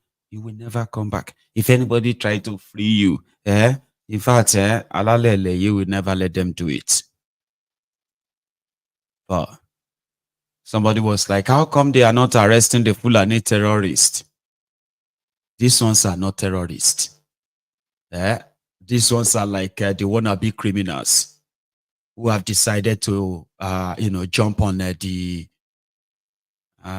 what do you call that thing again? Like the failed system, thinking they could make something for themselves. Fulani terrorists are not random. Okay? They are coordinated and they have what you call the command structure. And they do tell people, any day they told us to go after you people, one day we can blah, blah, blah, blah to you. that we have already covered the entire this space, this entire place and that. That's coordinated. That's why these ones can be arrested and put in handcuffs. And a Fulani terrorist can never be arrested and put in handcuffs. Do you get it? Huh? Do you get it? You get it? If you don't get it, forget about it. Forget about it. There's no way I'm going to explain it to you that you are going to understand. But crime is crime. Criminals are criminals. Anyone that commits any crime, that's what we want to see happen to them. Let them face the justice. That's it. That's how you have a just society. When people commit crime, you let them go down for it. Not go after those who are exposing crimes and criminals. Yeah? I think, well, that's what normal people should possibly do, right? Now, let's leave that. In that same Ogun state, you know, say people, where they shit for open defecation. Yeah, that is when people just kind of look for a way to go and all those shortcuts they do and all of that. It's so common in Nigeria, not just Nigeria, in some other part of Africa.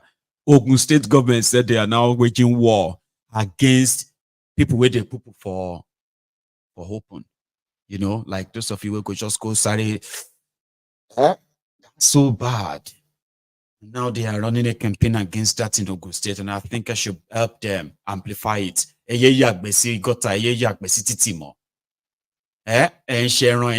Animals or what have you. And now start washing your sheets from drainages. Come on.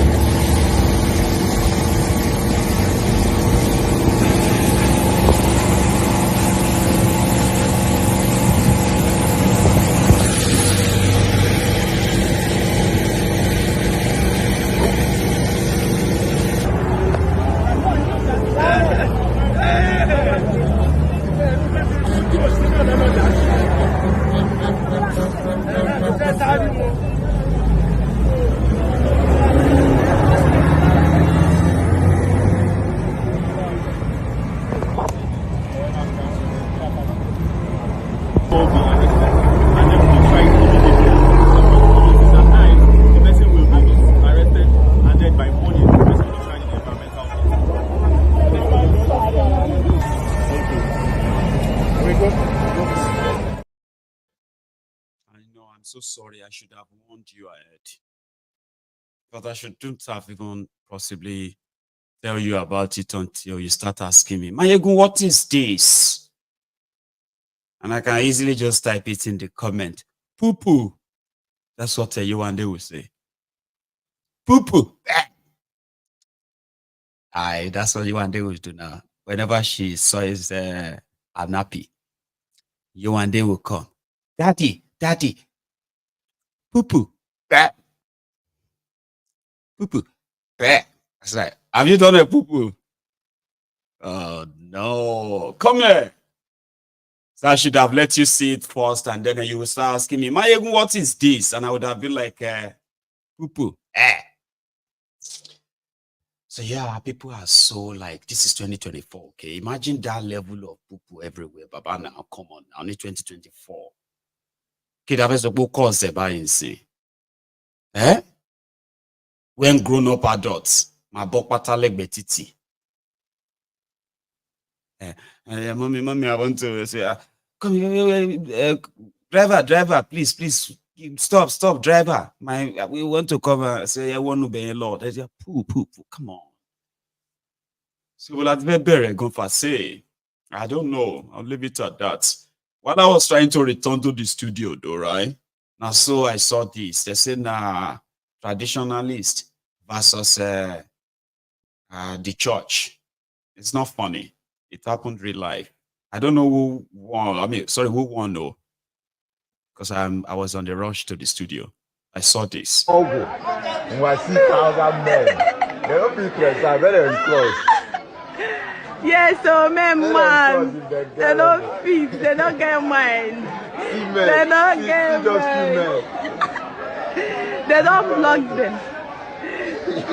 No vessels, come on, they don't hold it. See few men. See where they hold Ndoka. Don't go church, man. Man, to. Omalala, or what do you call that thing? You see, people wey carry deities come outside, say they won't use the open ground. People wey carry cross and cane, they say they want to use the open ground for God. So people wey carry deity from their shrine, put on there, they are not many. But it can be like say people wey come with cross that they observe, say, behave. Even though we are covered by the blood of the Most High, or use your sense. So this issue, if you escalate anyhow, because imagine now, see the crowd on the left, see the few people on the right. I know finish, check who won, because there's no point, right? I have to be here. So I'm going to stop here now, okay? So thank you so much, everyone, for your time this evening, right? So I am going to take calls, okay? Now, if you do want to be part of the chat, like you want to contribute, the number to call is right here on your screen. Also, I would like to remind all of us, especially those who are asking questions on what they need to do if they want to be part of the Yoruba Union Summit next week. Or what is the next week? Oh, hey, next week Friday. So me and you go see next week Friday with that. Yeah, for those who are coming. Here you get now. So we're going to see one-on-one next week Friday, and we are going to spend the next 3 days together. 23rd, 24th, and 25th. So I'm looking forward to that. So to everybody who said they signed up as members of the Yoruba Union, listen, it's great that, part of the summit purpose is to get a lot of people signed up on the Yoruba Union membership stuff, okay? But if you want to attend the summit, you need to buy a ticket and possibly book your hotel for that 3 days. And if you do have people to stay with, it's happening in Glasgow.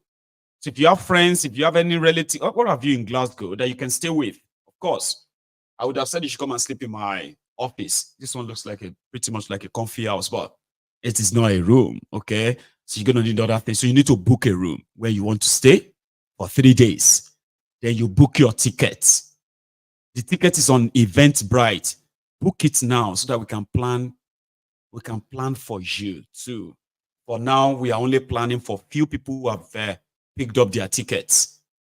So if you want to join Yoruba Union, you need your own bank details. You have to have your own bank card. If you are joining us from Nigeria, don't worry for now. We are working something out, okay? If you are joining us from Yoruba land, you do not, and then, they won't allow you to use your bank card for now. So we are devising other means to make sure that you are still able to join and be a member. So keep trying and follow the instructions on your own, in your email, okay? So we need those who are really serious. We do not want those who are not sure what they want. So join Yoruba Union, okay? And sign up today. There are 2 steps to successfully sign up into the YorubaUnion.org website. Once you get on the landing page, you click on Join Now. Once you click on Join Now, you select your choice. For example, I click on my own editable choice. Click on Select. I choose my price. If I decide to leave it as £1 or £10, the minimum amount is 10. Let's say I select £5, and then I choose my username.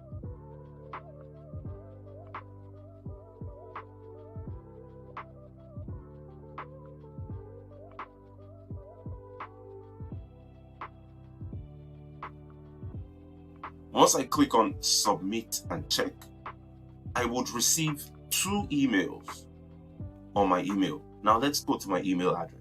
In my inbox, the first email you receive from Yoruba Union should look like this. It tells you, thank you for joining the Yoruba Union community. You will receive an email shortly. Please follow the steps.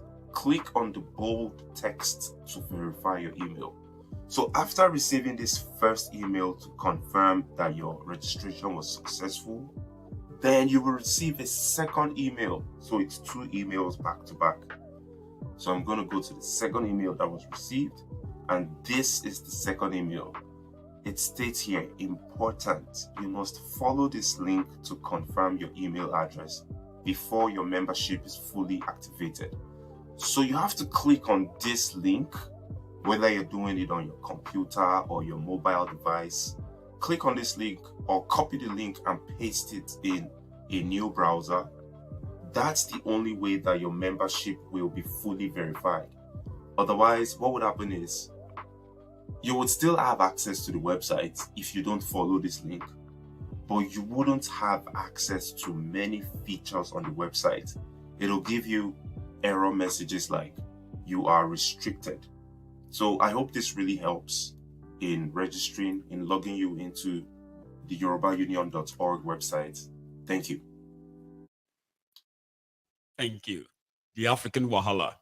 You did that marvelous job there. So if you look into the comment section, you should be able to see the links to one, either signing up to become a member or booking your own place in the summit next week, Friday. It is strictly by invitation, by ticket. There is no gum body or attachment. And say, I have a ticket, I only brought my... No, don't do that. You will not be allowed in. And I wouldn't like any of us to be embarrassed. The reason why we are working with the tickets and those who have clearance to be there is because we actually want to know those we are expecting. Do the necessary background check that we have to do.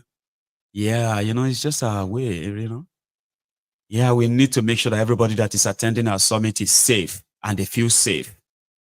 And therefore, we need to know you before you join us. So you have to buy a ticket. By buying that ticket, we'll get to have to do our own background check on you. It's nothing bad. I mean, you don't mean any... Do you mean any evil for us? You don't, Abi? Yeah, so pick your ticket, buy one, book a place, or you can join us online. And that is for the Yoruba Union members that will be participating virtually. You know what that means, right? That means you are also going to participate in everything we're going to do there.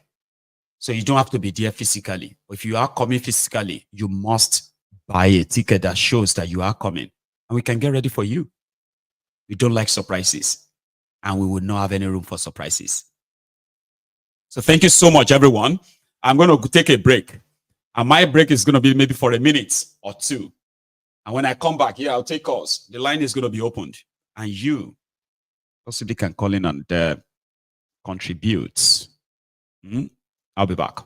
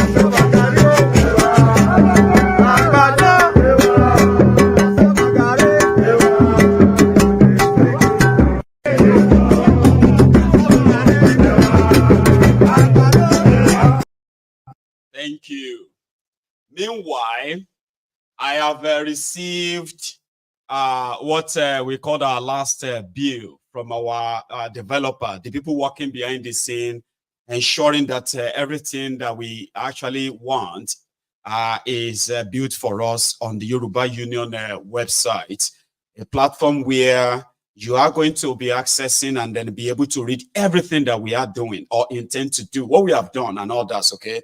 So we receive our final bill today, and I'm going to possibly request for your help again before this week runs out, okay? I mean, you know, I always have not got anywhere else to go to, right?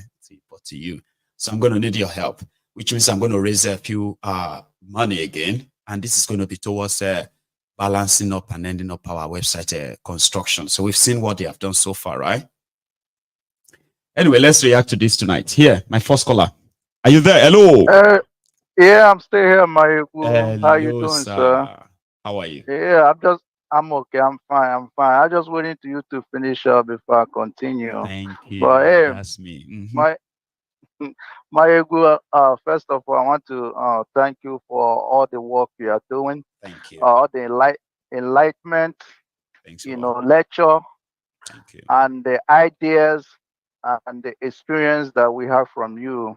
You know, these people, they think maybe if they finish kidnapping Mazen and the Kano, all these lecturer opening people's eyes and see exactly what's going on will stop, but they're wrong. But they were wrong. God bless you. You are here, Maiyegun. Yes, sir. And you're doing the whole thing because your name is have already been written. Thanks, man. For the civil and the fighting for people to enlighten, to be like a Western world.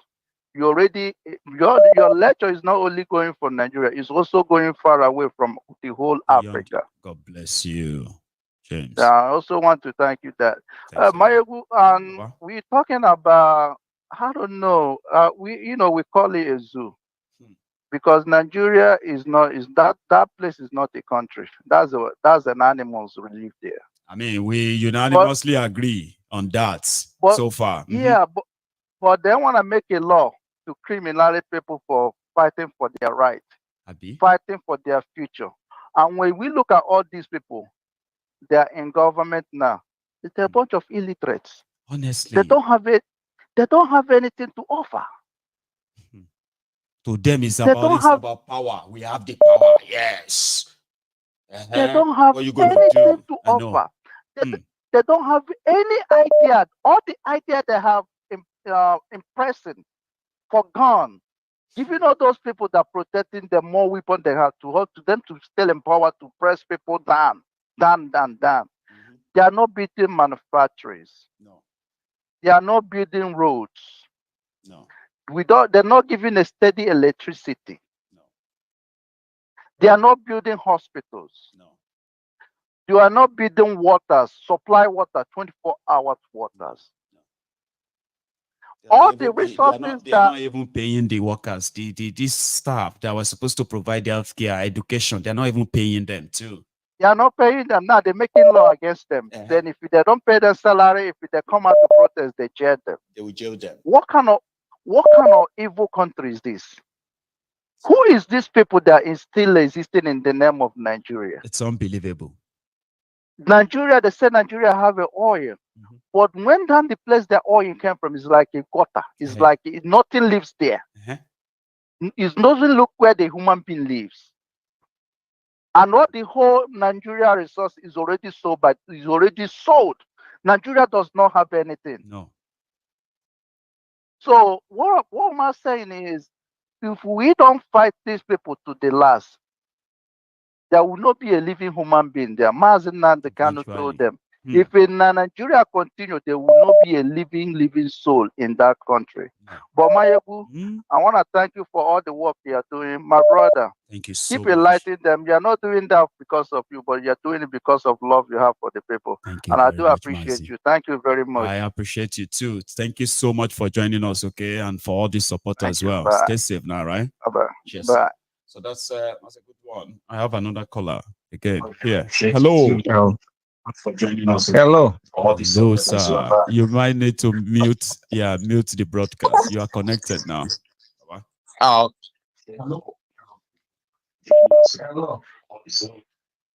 You can hear me, Abby. You need to mute that broadcast so that we can talk. Okay. I have. You have. Okay. Great, Baba. This is actually the first time me calling in. Yeah, I've been I can trying imagine. to How you doing? I do. Nice one. However, Yeah, this is Mike from Texas. That's Mike. Mickey Baba. Please. Everybody can hear you. This is Mike from Texas. My friends have been saying you have to call him. You have to call him. So we know you listen. Alcita from Atlanta. Friday from, they've all been calling in. I've been telling them I've been listening. It is really, really nice getting through. It's such a pleasure. Do you mind, listening at your friends again, in case if they are listening? Do you want to mention them again? I heard that of Atlanta. And then the other one. Osita. The one and only Osita. Okay, you know Osita then, right? We all grew up in the same neighborhood back in Nigeria. Oh, bless you. I think he probably should know you now. Osita, if you are listening, this is the second time somebody is mentioning you today, right? In the comment section, somebody said, it's been a long time we've heard from Osita. And here we have Mike. It's definitely. Thanks so much. The thing is, Nigeria, like I would, just like I've been telling them back before I left, I said, if these people take over governance, I'm not a fan of PDP. I'm not a fan of, they know I'm not even a fan of the APC. Right. Because I knew it, why they were campaigning when they won the supposed election 2015. I told them I will not be in this country when they're ruling. I told my friend, the people that actually vowed that if APC should be declared winner of 2015 election, they will leave Nigeria. And there are people who actually left.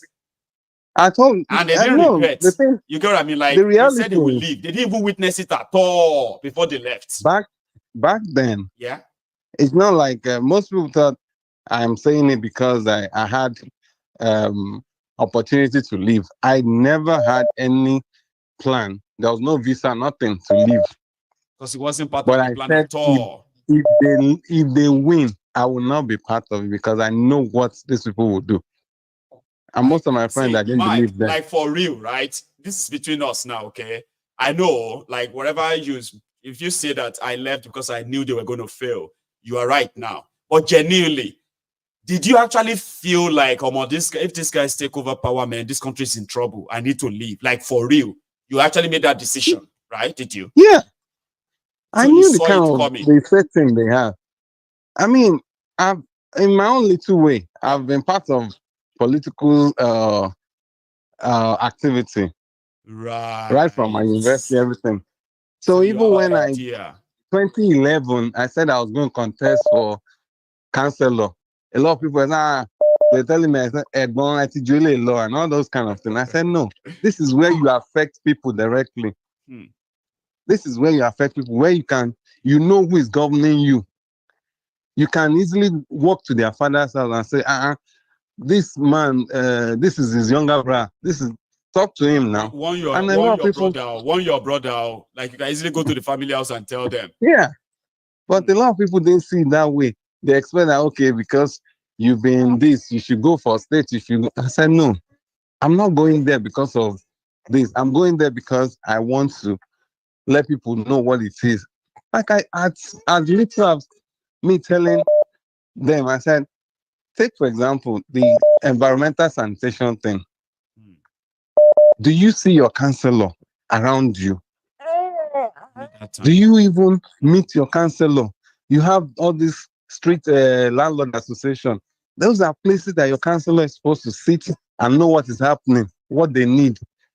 Environmental sanitation, the councillor will move around, even with the youth and the young people. Let's wear these boots, bring the wheelbarrow, bring everything from the council, and let them be able to take care of the drainage and everything. Those are little things they will do. I said, look at the streets. Then they were saying streets theft and everything. What stopped them from putting lamp holders in these poles on the streets? These are little things. I said, Now, in Oregon, you there, already that have the pole, electric poles, right? Just attach just the light to it. the Like landlord that, eh? association tell them they will get the lamps. I said, those are little things, but do you find them? No, they're all interested in the big thing that don't affect them. I said, even the president you are talking about now, the number one, is from my ward, though, in Alausa there. Yeah. I said, I know these people very well. It's not, I was talking of someone that is distant from you. Like this I are grew up people in that you Oregon, have had Oregon first-hand there. experience with, like I grew up in Oregon there, Oregon. And that's our ward. So I know majority of people. And people will still be saying, and this is, I said, me, I've told you, I will not be. But the thing I still pray for is because we still have people around there. Yeah. We still have people around there. And I keep telling them, I said, number one thing is, if you keep quiet for these people, they will continue, their taproot will continue to go down. You think is after the next election, you will do this? No. The more their taproot go down, the more they will deprive you of your rights. They'll become. Here, what's his name? The Senate president will come here. No Cyrino. He was here during Saraki that time, during his visit to Texas, right in front here. If he still remembers, I was asking him question. But can I do that in Nigeria? No. I said, Now, you see, those are the people in that room with you will be the ones that will actually begin to attack you and say, watch your mouth, oh. Watch your mouth, oh. They will not even let me ask question now. No, they won't. And I told my friends, I said, now, if I come to Nigeria and I'm asking questions, they will listen to me before you people that are here. They don't know that. Because they'll feel this person is coming from a well-informed environment. But did I just wake up to be in the well-informed environment? No. I knew this is how to reach out and this is how to talk with these people, that they will hear what you want to say. But they've crippled the Nigerian system, impoverished it in such a way that you cannot measure up to what they want to say. Yeah, because people are more interested in seeing if they can be, if that person is going to lift them out of poverty than them actually asking them questions about, their responsibility. To say, I don't want to say something that will make him angry. They've made the concept the rank a day question. Let's go there. Whatever the crumbs he gives to us, that's what. People will be in presence of politicians and they will be praising them, Baba. Politicians, you see all of us, they talk behind them, they curse them. You go enter their front and say, hello, sir. On behalf of all of us that came to see, we just want you to know that we appreciate you, sir. We want to say that the youth are very, very happy. We support you. We know all the help you are giving to the youth. You are a very accessible person. You are a very, very generous person, sir. You have been helping the youth growth. Baba, that's a lie. Why are you lying? Is it because of what it's going to give to you? And that's our reality. Election, 2015 election. They had the presidential election first. And I told them, I said, if you can win this polling unit with your gra, but these two in front on my street here is a no-no. When they had that election, they saw the result. The Elijah, the this, that, all their campaign, they came. How did they say it back then? Don't embarrass me. I need to deliver. They brought all those and I said, me, I am not interested. Even while we're going around, all those ones will be going with at the polling unit. They say this. When I start telling them, no, you can't take this polling unit out of this place. It is not right. They start asking, who is this person? They say, contest in the honorable contest in 2011. So now you be the honorable. Me, I am not honorable because I contested. I am me. So, but now if you say some of them even kind of like a chop you small, because that's the first thing they do. If you are contesting for House of Assembly, they will start calling you honorable. If you are contesting for Senate, they will start calling you senator. If you are contesting for governor, they will start saying excellency, your excellency, sir. Your excellency, sir. for that period. And you yourself going to feel like you be governor, Abi. No, they're not saying I know. No, I'm just talking about people that they actually play that on. They say I'm honorable. Some of them will say they know honorable anything. They will still take microphone in public and say, "This is me, honorable Maiyegun General." Say, Papa, you only contest, you will be honorable. And they do all that. It is what it is. Mike, thank you I am so just much, happy this is an avenue for a lot of us to be able to calm down and let them know that they're not even fooling majority. No, they are not. They're not fooling majority because the people that we could reach are more. It's just a matter of time. It is a matter of time. It's just a matter of time. Thank you so much, Mike. We've got a lot of people asking where you are in Texas, so you go see your friends in the comments, by the way. So thank you so much, man. Same you well to everyone. Okay. You have a good one. Yomi you have a member in your area in Texas. I don't know if it's Houston. I don't know if it's Austin. I don't know if it's Dallas. I don't know if it's well, those are the popular ones. So I'll not go too far. Here. Hello there. Hello, good evening, my good general. Good evening, sir. How are you? I'm good, and you? Well, I'm very well too. Thanks for asking, Baba. Your name? This is Ferdinand from Newcastle. Oh, Ferdinand, it's been a while. Yeah, it's been a while. Have you been busy or you just not been lucky to get through? No, I've actually been working. So it's both then, right? Round, Baba. Yeah, I've been following up every broadcast from the desk of my office, and then it's just that I can't really call. Bless you. So here you are, Baba. We are back at somebody who threatened us with jail in the morning, and then we withdraw that in the evening. I mean, by the evening time, they've withdrawn it. So I'm like, okay, one man down. Yes. We wait for what is coming next. It's quite unfortunate that we have people who talk about democracy in Nigeria, and they don't really know what democracy really means. Because if you look at democracy, you should know that the right to protest and say no is one of the fundamentals of democracy. You know, if you take that out, then automatically we don't have democracy. What we now have is dictatorship or any kind of form, any form of rule you might actually describe, but not definitely democracy. And that brings me to one of the points I really want to make, because I've been watching the news, even your previous broadcast, when Emeka Anyoko, the former Commonwealth National Secretary General, was led a delegation to the president to suggest for constitutional convention. That's right. Those things does not really make any sense, Maiyegun. These people know what they are doing, and so long as we all have that entity in Nigeria and we have a central government that controls everywhere, it's not going to work.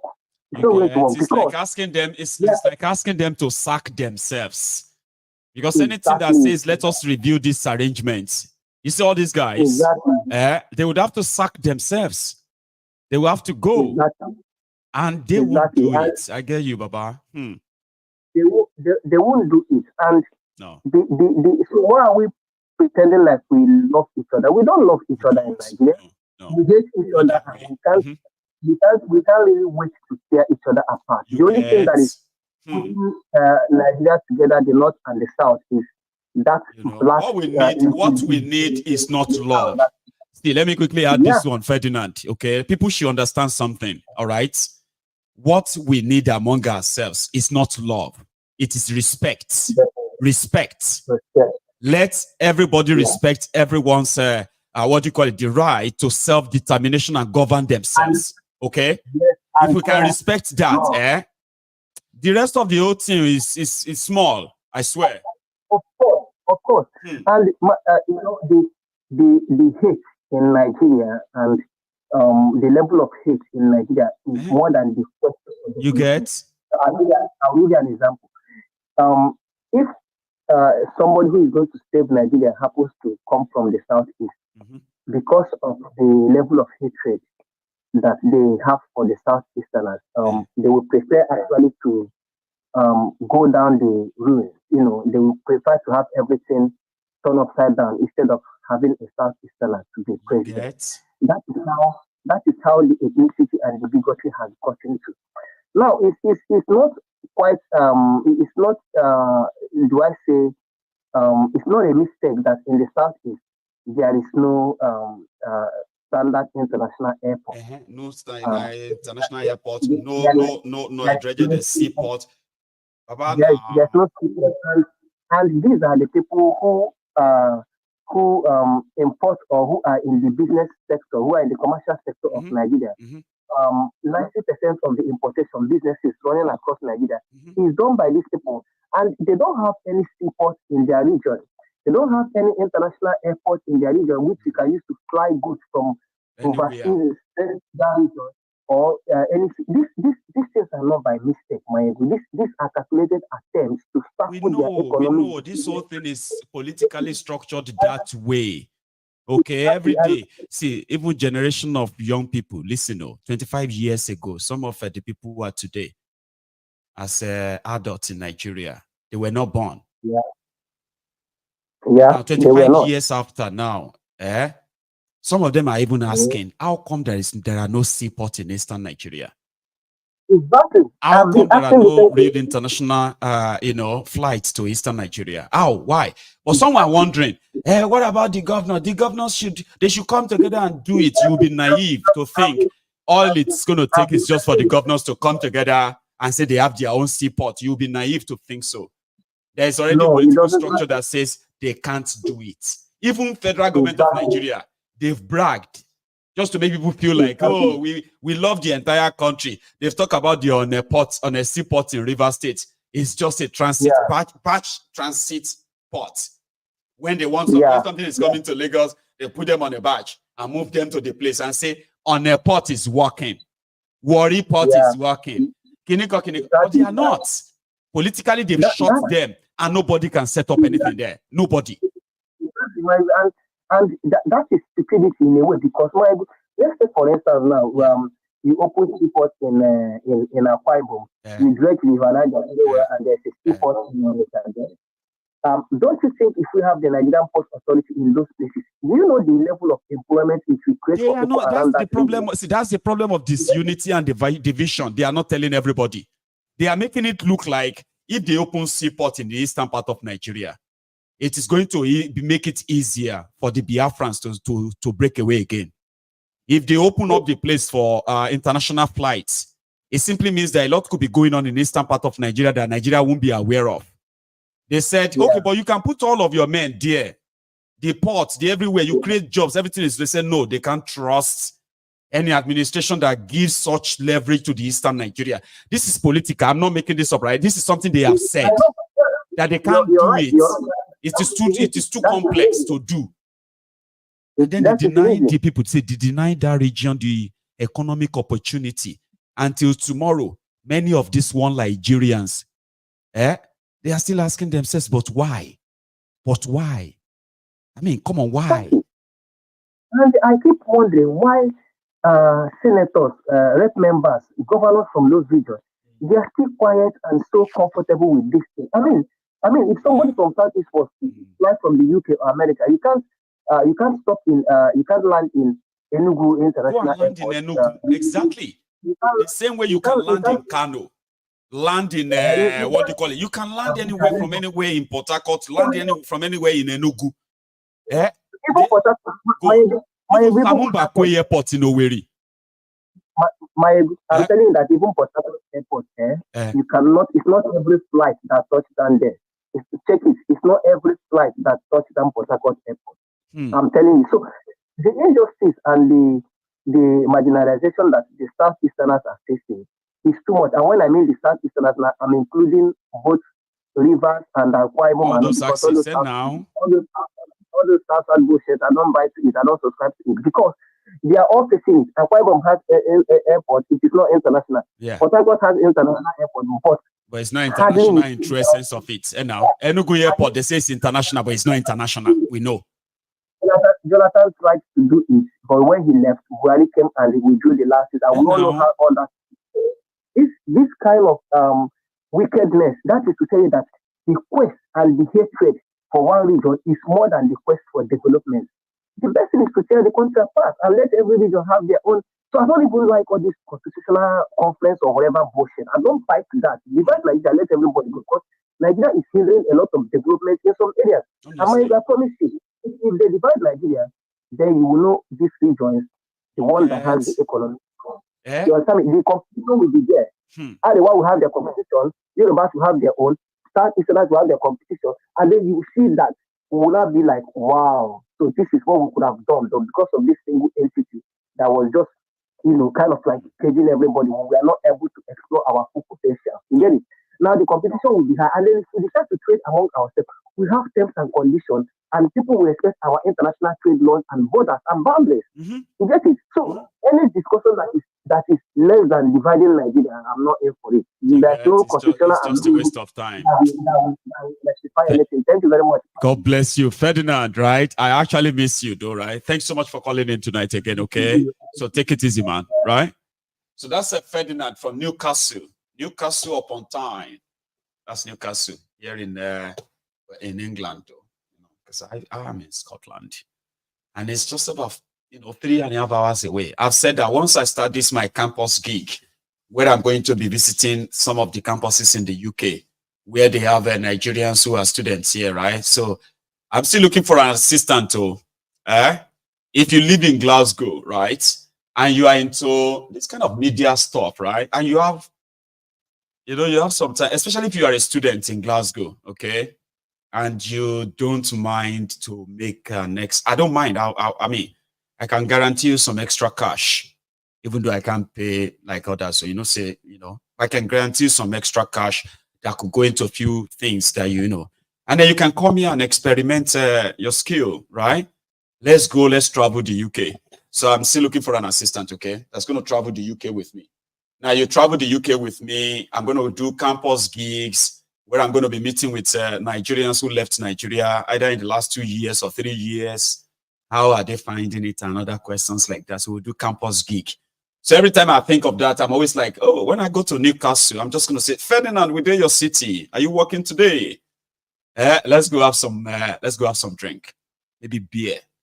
It's just that winter is coming up. I'm not sure we can have that. Maybe coffee or tea. I have another caller though. Hello there.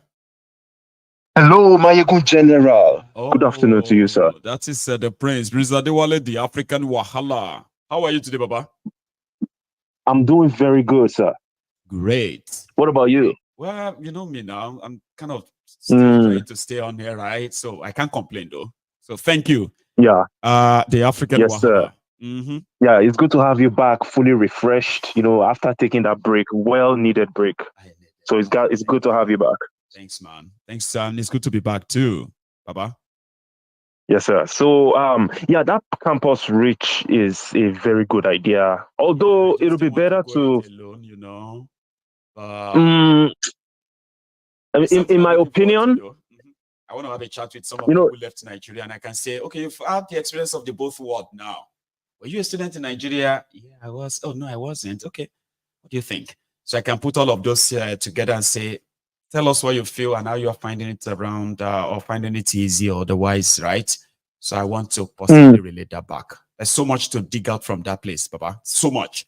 And I want to share that with all of us. So, yeah, I guess unfortunately though, a lot of these guys in the campuses, and I'm not trying to douse the movement. I completely encourage it. Right. But a lot of these guys in, university levels, masters, PhD levels, these are people that have, they've experienced like 30 years of Nigerian indoctrination. So a lot of them still have their minds solidified.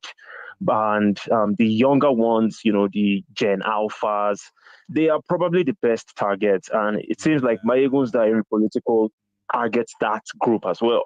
So, yeah, I'm just putting my thoughts and opinion on that great situation. At least I'll need that too, just so I know what I'm actually delving into. And there's, like I said, there's so much to dig out of that place, okay? Just to share with all of us. share it with everyone here and say, well, if we say they took some people out of Nigeria, but they don't take Nigeria out of them, it's true. You get that kind of thing. And say, well, yeah. And then those who have actually really,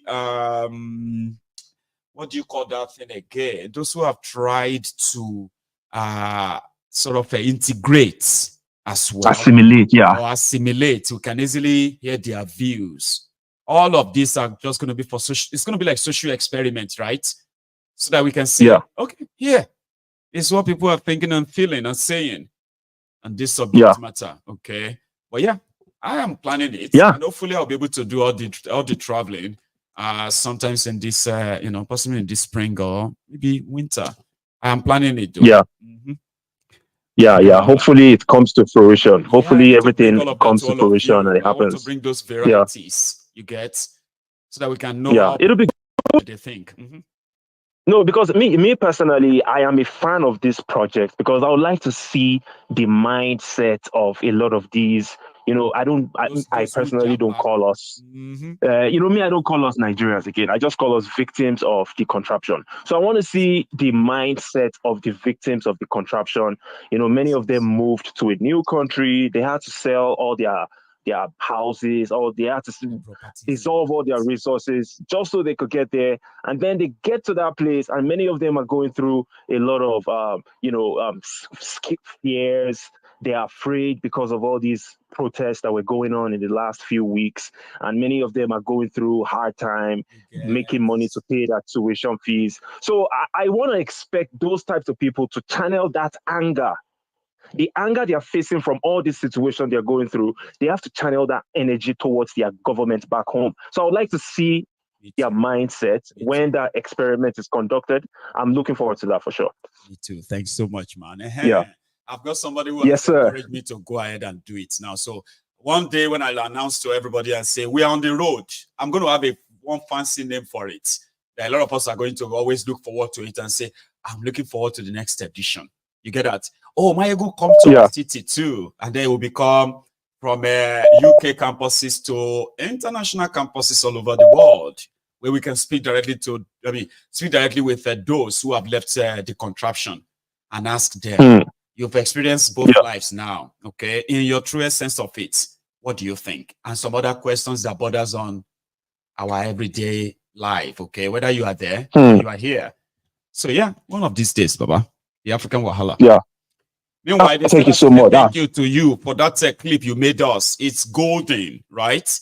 Concerning the signing up for the Yoruba Union and all that, man, is really, really golden. You probably will make us another one soon. And we'll discuss that. Yeah, no problem. Yeah, that sounds good. If anybody has any suggestions, you can drop it. I hear that. No, that's actually why I called it. Right.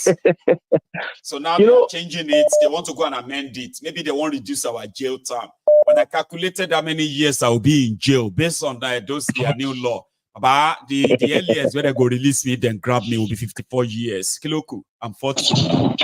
So what's the point? Can I will a lifetime in jail for exposing criminals? So African Wahala. Oh my God! You see, Maiyegun, you made a great point. Just one sentence that you made. We don't need love. We need respect. That's all we need.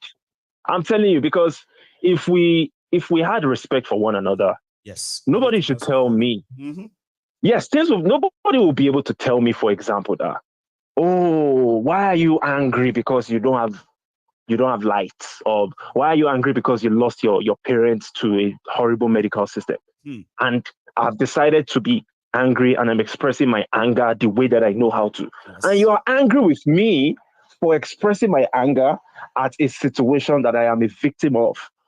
That shows that you have no respect for me. Of course, you have no respect. And that's where the problem is. You have no respect for what you have done to me. You have no respect for me. That means that's why you look at me and look at what I'm going through and then downplay it. But that is, this is ridiculous. How would you look at me, a grown man, and you expect me to conform to you? You expect me to bow down to you? Oh, good afternoon, sir.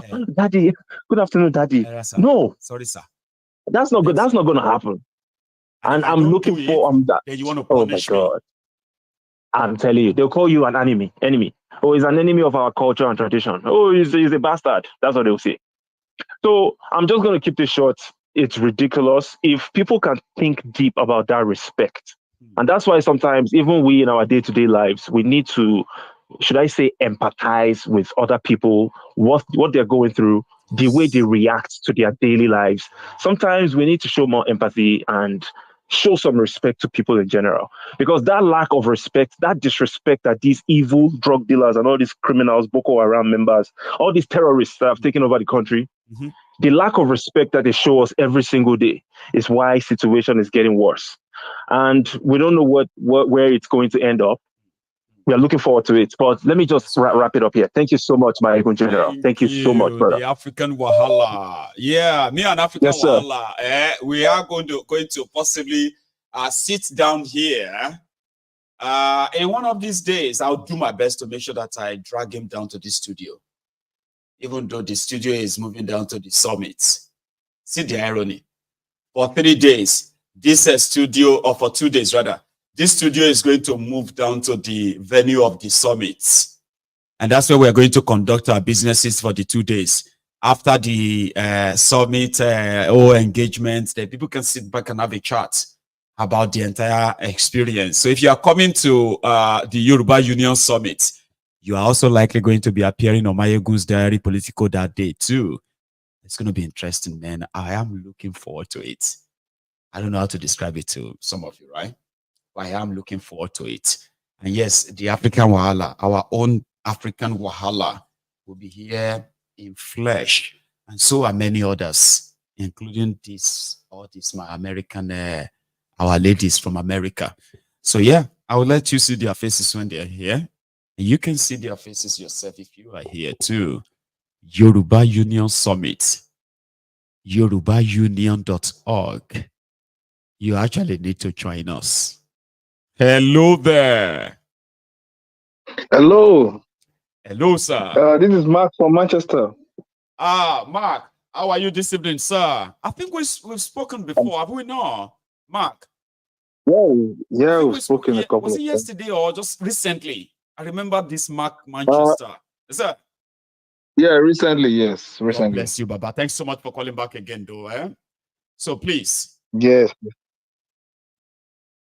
Yeah, go ahead, sir. Yeah, everybody can hear you.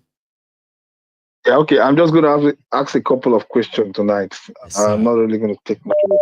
Okay. Given the recent happening in the country, I want to find out some of your opinion. Okay, sir. Do you think the protest was a success? I agree that it was a success.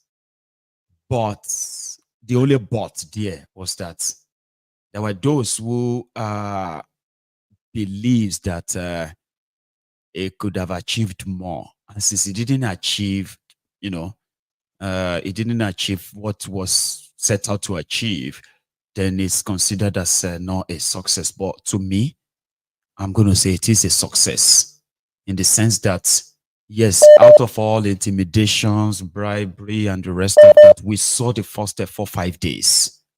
Unfortunately, it was one-sided. And because it was one-sided, it was like it was already defeated before it even started. But majority of people are not paying attention to that. It was because this whole thing was one-sided. If it was not one-sided, right, it could have achieved possibly more things that would be kind of significant. So again, my answer is going to be yes. Okay. So, but I don't know what you think. So what yeah, I'm just like having a mixed feeling. Yes, the people were like there's some expected thing. For example, like Thiefnubu didn't even touch all of their demand. I get that. Okay. They didn't touch anything. Like he didn't even mention and all of that. Nothing even happened. See all of them pretend that nothing happened. I get that too. But that would be like unfair if we ignore all of the things they actually set out to do to them. And only few people were able to withstand them for a few days. So if more people had actually like supported them, it would be a different story right now. So that's why I don't want to really write them off. But in my own opinion, right, it was a success. Yet it didn't achieve what some people expected it to achieve. But the audacity alone, I give it to them. But yeah, I have because to some extent too. Yeah, just like you know, before the protest, hello? Yeah, I'm with you. Adeye.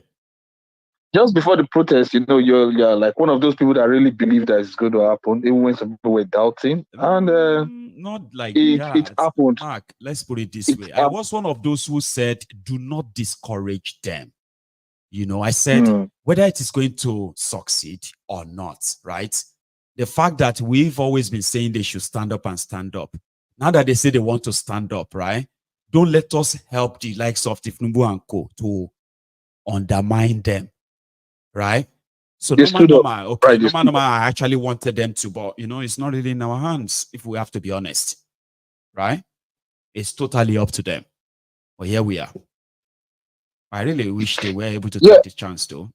I wished, but yeah, I agree with you. Because you know, the people back home have always been criticized that they're not doing anything. But this time around, they stood up. I think for that, one need to have to commend them. Even some people have to pay the ultimate price. Some people just died. You know, at the end of it breaks hearts, right? That people died, and it seems that everybody just went on, and that is so sad enough, right?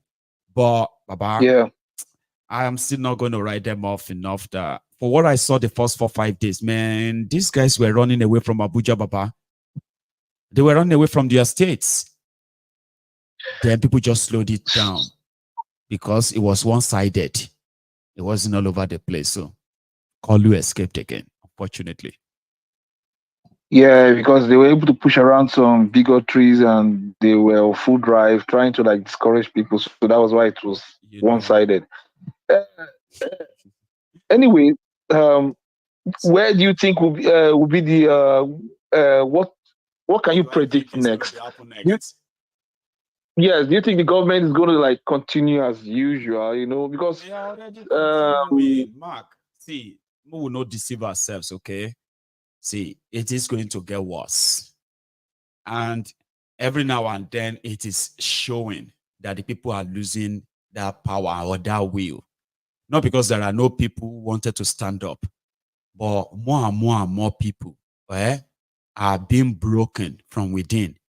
That even if they wish to stand up, they just don't even have it in them, unfortunately. You get that one now? So these guys, they will push as they are pushing everybody on, all right? They will push everyone to that stage where, I still strongly believe where everything will no longer be able to hold because people are just looking for something that will unite them, right, to go after these guys. But so far, so good. They are still able to use this division that was like Thiefnubu eat jackpots when they were able to bully the Igbos to say they are not going to be part of it, right? And the Igbos were like, we will never allow you to use us as your scapegoat anymore. And that's part of it, the whole threat of we will burn their business, we'll do this, we'll do that, they always say, right? So it worked. So the Igbos categorically said we are staying off, okay? And that is like winning a gold medal for Thiefnubu. So if the people who actually really promote the fight against injustice in Nigeria are saying they are not staying or joining this hunger protest, that's a first win. Now let's go bully the rest of them who are saying they want to stand. So division is working for them now. It's not because people are really afraid of them. That is my own theory. Here you get. So it's going to get worse from now on. It has to get worse to the point that everybody will no longer have excuse.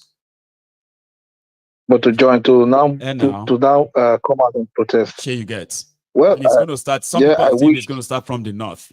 I am happy to tell them that it is actually the Thiefnubu must go. Either movement, protest, or whatever it is going to start from Yoruba land. It's not going to start from the north or east or anywhere. The strongest movement to remove Thiefnubu will start from Yoruba land. And that's where the shock is waiting for majority of us. So just give it time. If they continue the way they are going, it's inevitable. They will continue, Mark. They will continue. You see the way they are talking already? It's like all these mouths.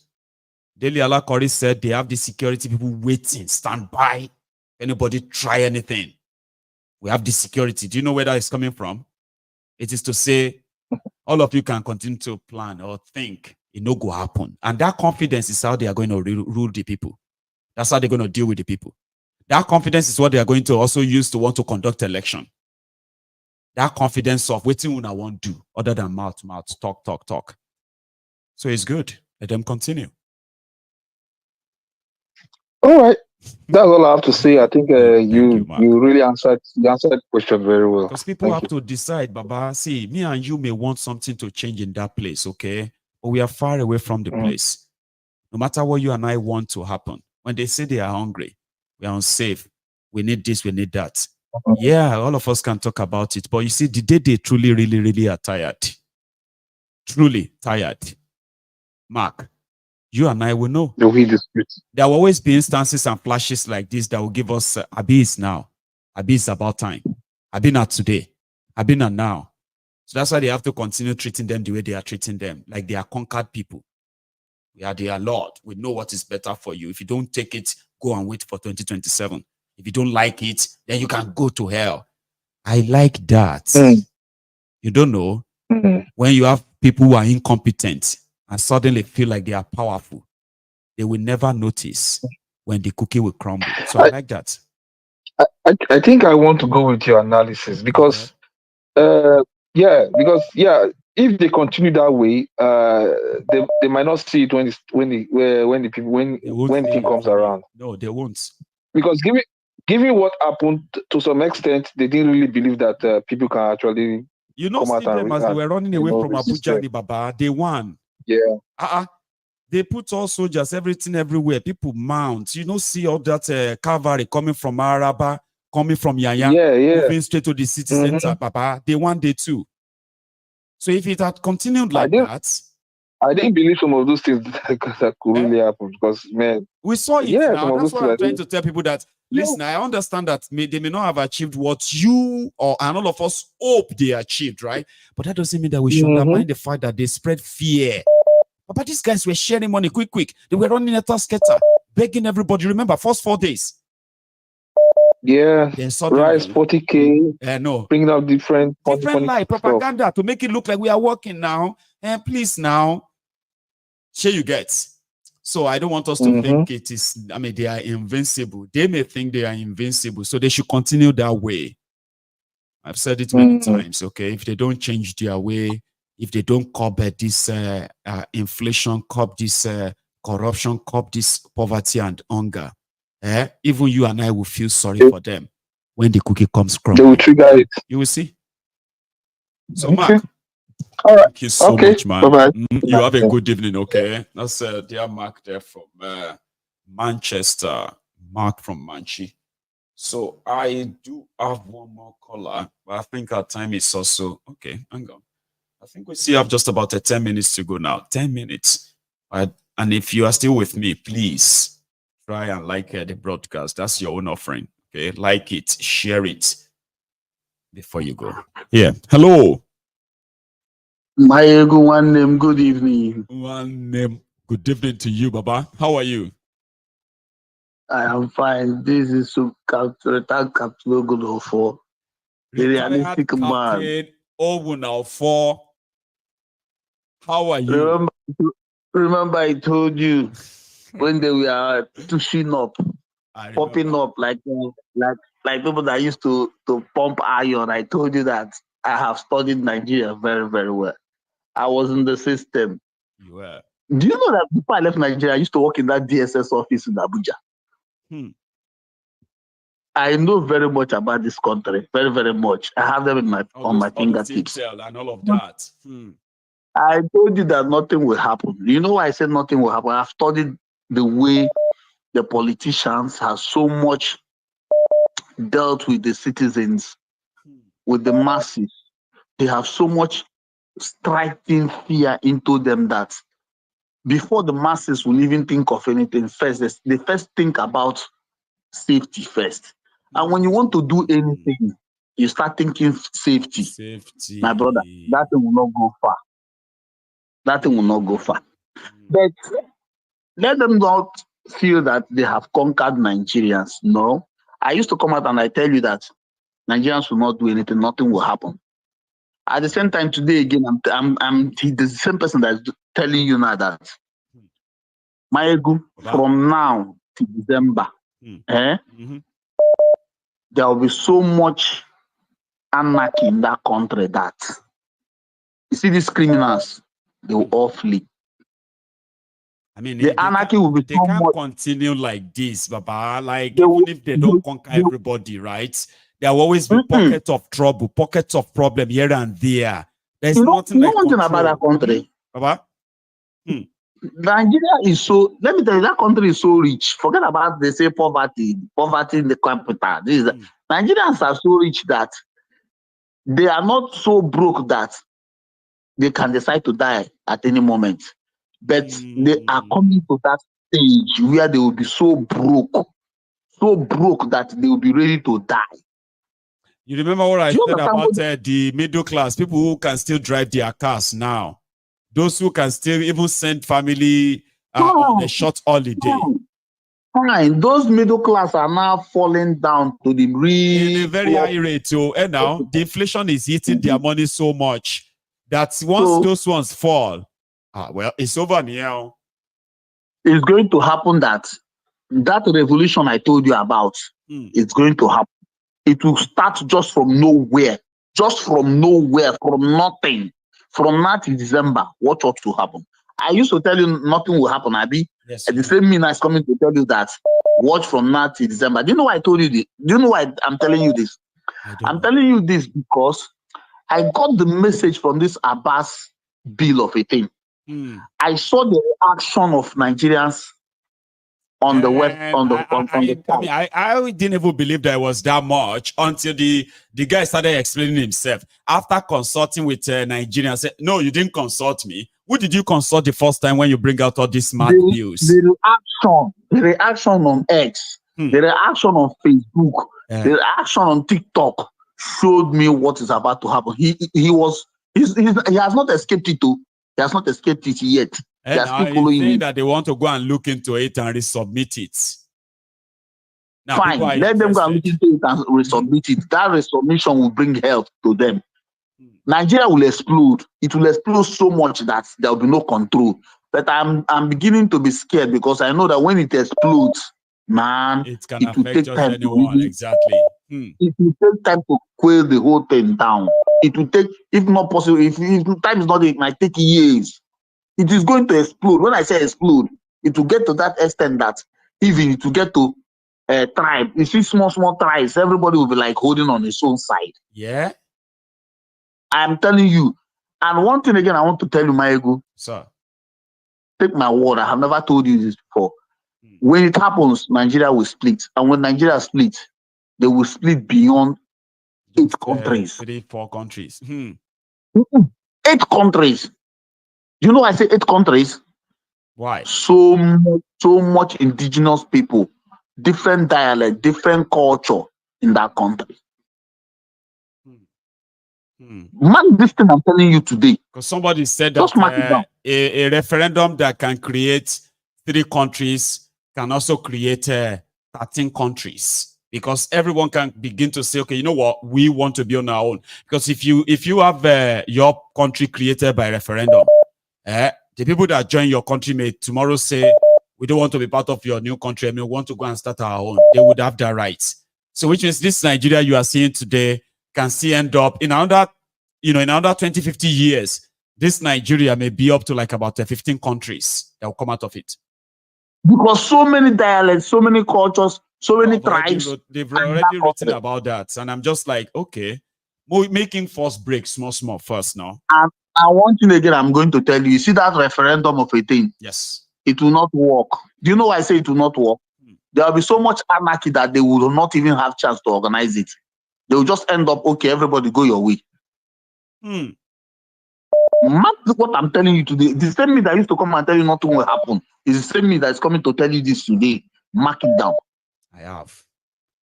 Thank you so much. From now to December, I will still come back. From now to December, I'll come back and tell you I told you. Remind us. I know. And you know that people go like this or when you talk now. That one when you talked the last time, nothing they happen. You know how many people you angered? That man that's always calling. See that caller that always call and said nothing. He should listen. I want to send a message to that last. I said, calm down, Baba. It's okay. It's okay. That's the truth I'm saying. How can you want to do something? You first announce it. You want to revote, you announce it. We are revoting from so day. We'll end this so day. That is what gave them the power to. They just, since it's 10 days, they just relaxed, waited for them to finish, then come on after they said, okay, let's show you people that will have antidote to your revolution. They now brought out their bill. If they had not charged up immediately, let this be passed. I tell you, they would have been into perpetual slavery. So don't use that one. Enter them. So may they not tell me say that caller that I used to call. It was, look at it from the realistic angle. Check everything. You see that I was making sense. That's simple thing. That's simple sense. Thank you so much. You've dropped your beats again. Okay, I'm going to take my own last call now. Thank you so much. Greet Olori for me. Greet baby for me. I will. Say me well to yours as well, Baba. You have a good one, sir. Good night, my brother. And to you too. Thanks a lot. So I'm going to take my last call now. And then before I kind of do that, I've got two announcements to make. One is to remind you that, you see, the Biafra Education Awareness Dissemination Bid, United Kingdom, that I've told you of a while back, right? Remember, it's going to still take place. In fact, it's taking place 10 days from today, 24th of August, Saturday, 24th of August in London, Goldsmith University of London. Okay, Lewisham Way in London, SC14 6NW. And you can reach out to the organizers. Prince JJ Man is one of them. I also have this, right? This one is taking place, right? This one is from my own person. You see that lady in the middle? That's Lady Sophie Faye. Lady Sophie of House of Faye. Yeah, that's one of my lady here in Scotland. So they are having an organized show called the Laugh Out Loud in Edinburgh. I see. I'll show you. I'll see if I can put that up again. Yeah, this one. So they call it a Laugh Out Loud 2024. It's taking place right here in Scotland. And the date, let me go check on the dates. So it's taking place somewhere around a place called the 41A South Clark Street, Newington, Edinburgh, EH89NW, 9NZ.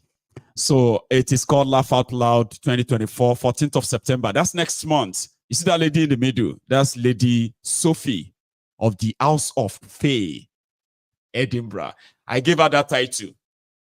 Here you guys, I say, oh, yeah, rise. Lady Sophie. I'll show you. It's like this. Rise. Lady Sophie of the House of Faith. She's always like, Maiyegun. Anyway, she wants me to tell you. So if you are coming around there, sometimes in September, you could be in the midst of some merrymaking partying in Edinburgh next month. Now, to my last caller. Hello there. Hello, Maiyegun General. Hey, that's bastard. That's the prince. The prince, Prince JJ Man, representing Happy Obi for life. That's him, Prince JJ Man. How are you tonight, Baba? Baba, I'm fine. Oh, you? I'm very well. I did hear. You see me smiling. I'm coming to the end of the show, so I've only got a few more minutes to go. So here we are. Oh, that's good. That's good. Well done, Prince. Thanks. We'll continue to thank you. Thank you. Well done, Baba. Nice one. Yeah, respect to Lady Sophia. Yeah, Lady Sophie of the House of Faye. The day I called her that, she was like, what is that? I said, shut. We call her Lady Sophie, as you know, we call her Sophie Faye, right? Yeah. So Sophie Faye. And I'm like, come on, you are a Sophie from the House of Faye, Edinburgh. Oh, to the royal house in here. I just gave her a royal house in Edinburgh. That's good. Courtesy of me, Maiyegun. I saw her, met her when I came to Scotland. You remember? Yeah, when we were doing the free, what do you call it? Free Mazin Abdikano, free protest back then. Remember? Exactly. She was there. Exactly. Well done. Wish her a successful acting. Amen. You said get out next week. Yes, so bid is coming. Bid is an international event. If you want to know everything about Biafra, both the good, bad, and ugly, and all the 3R that the Nigeria gave to us after Civil War, which was never done.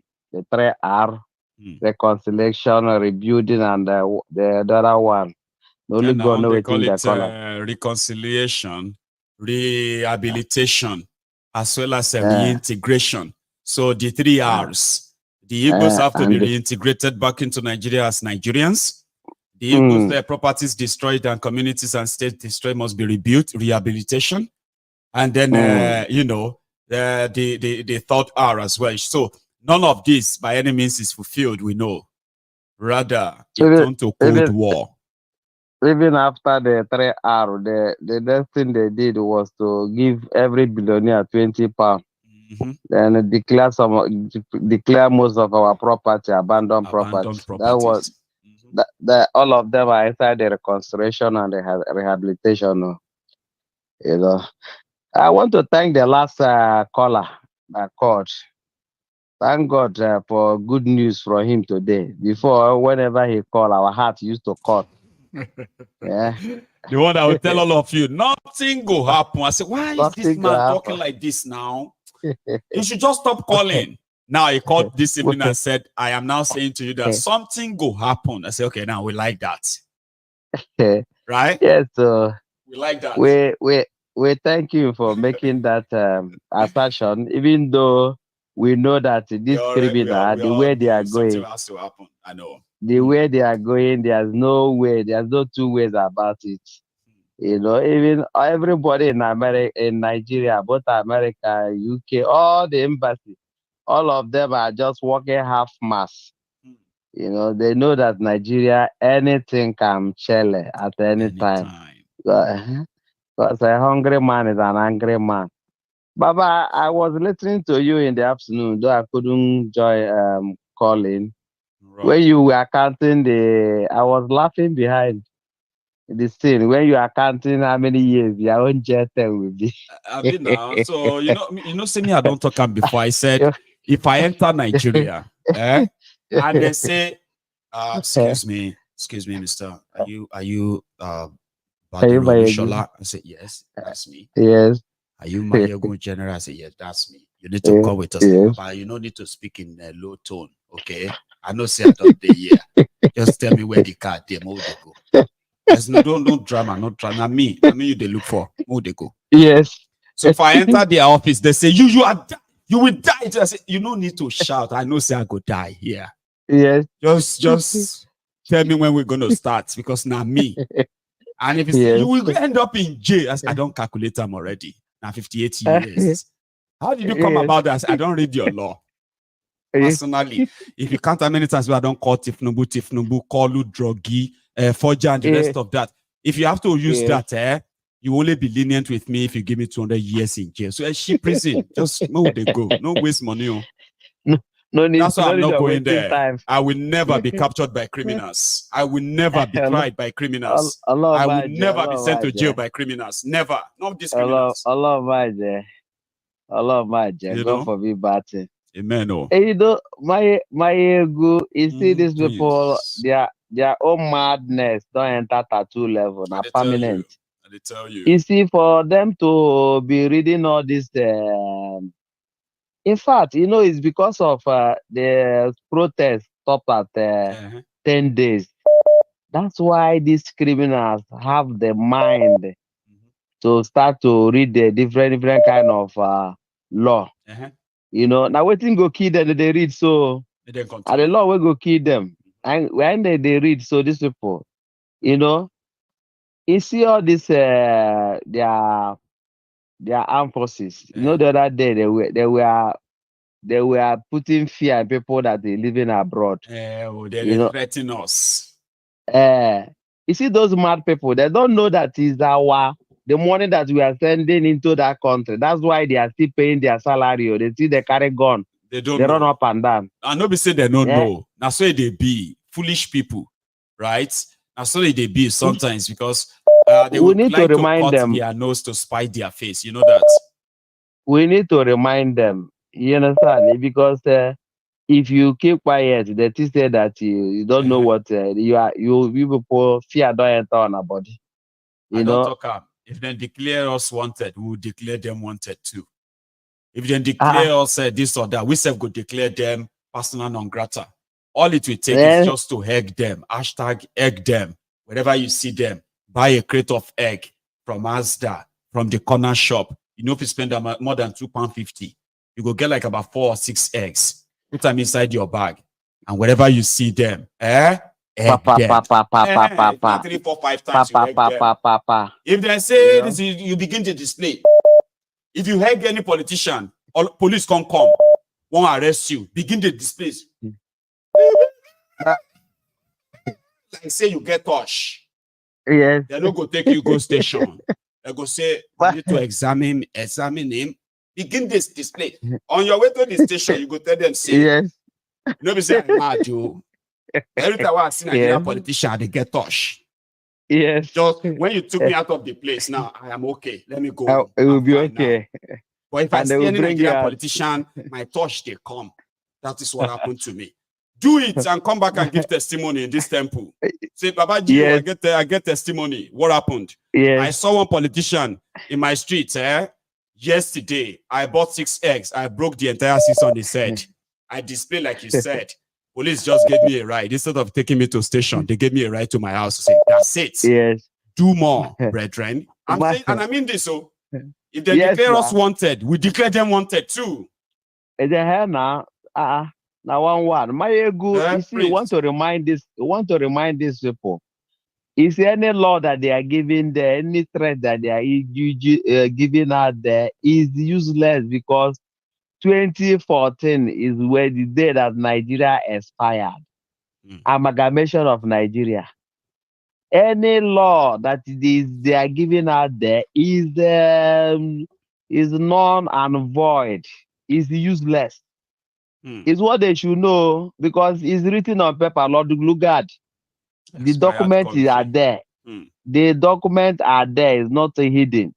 You understand? So if all these criminal are issuing out all this kind, it's the number one natural law is that self-defense. You must defend yourself. Yes. Okay?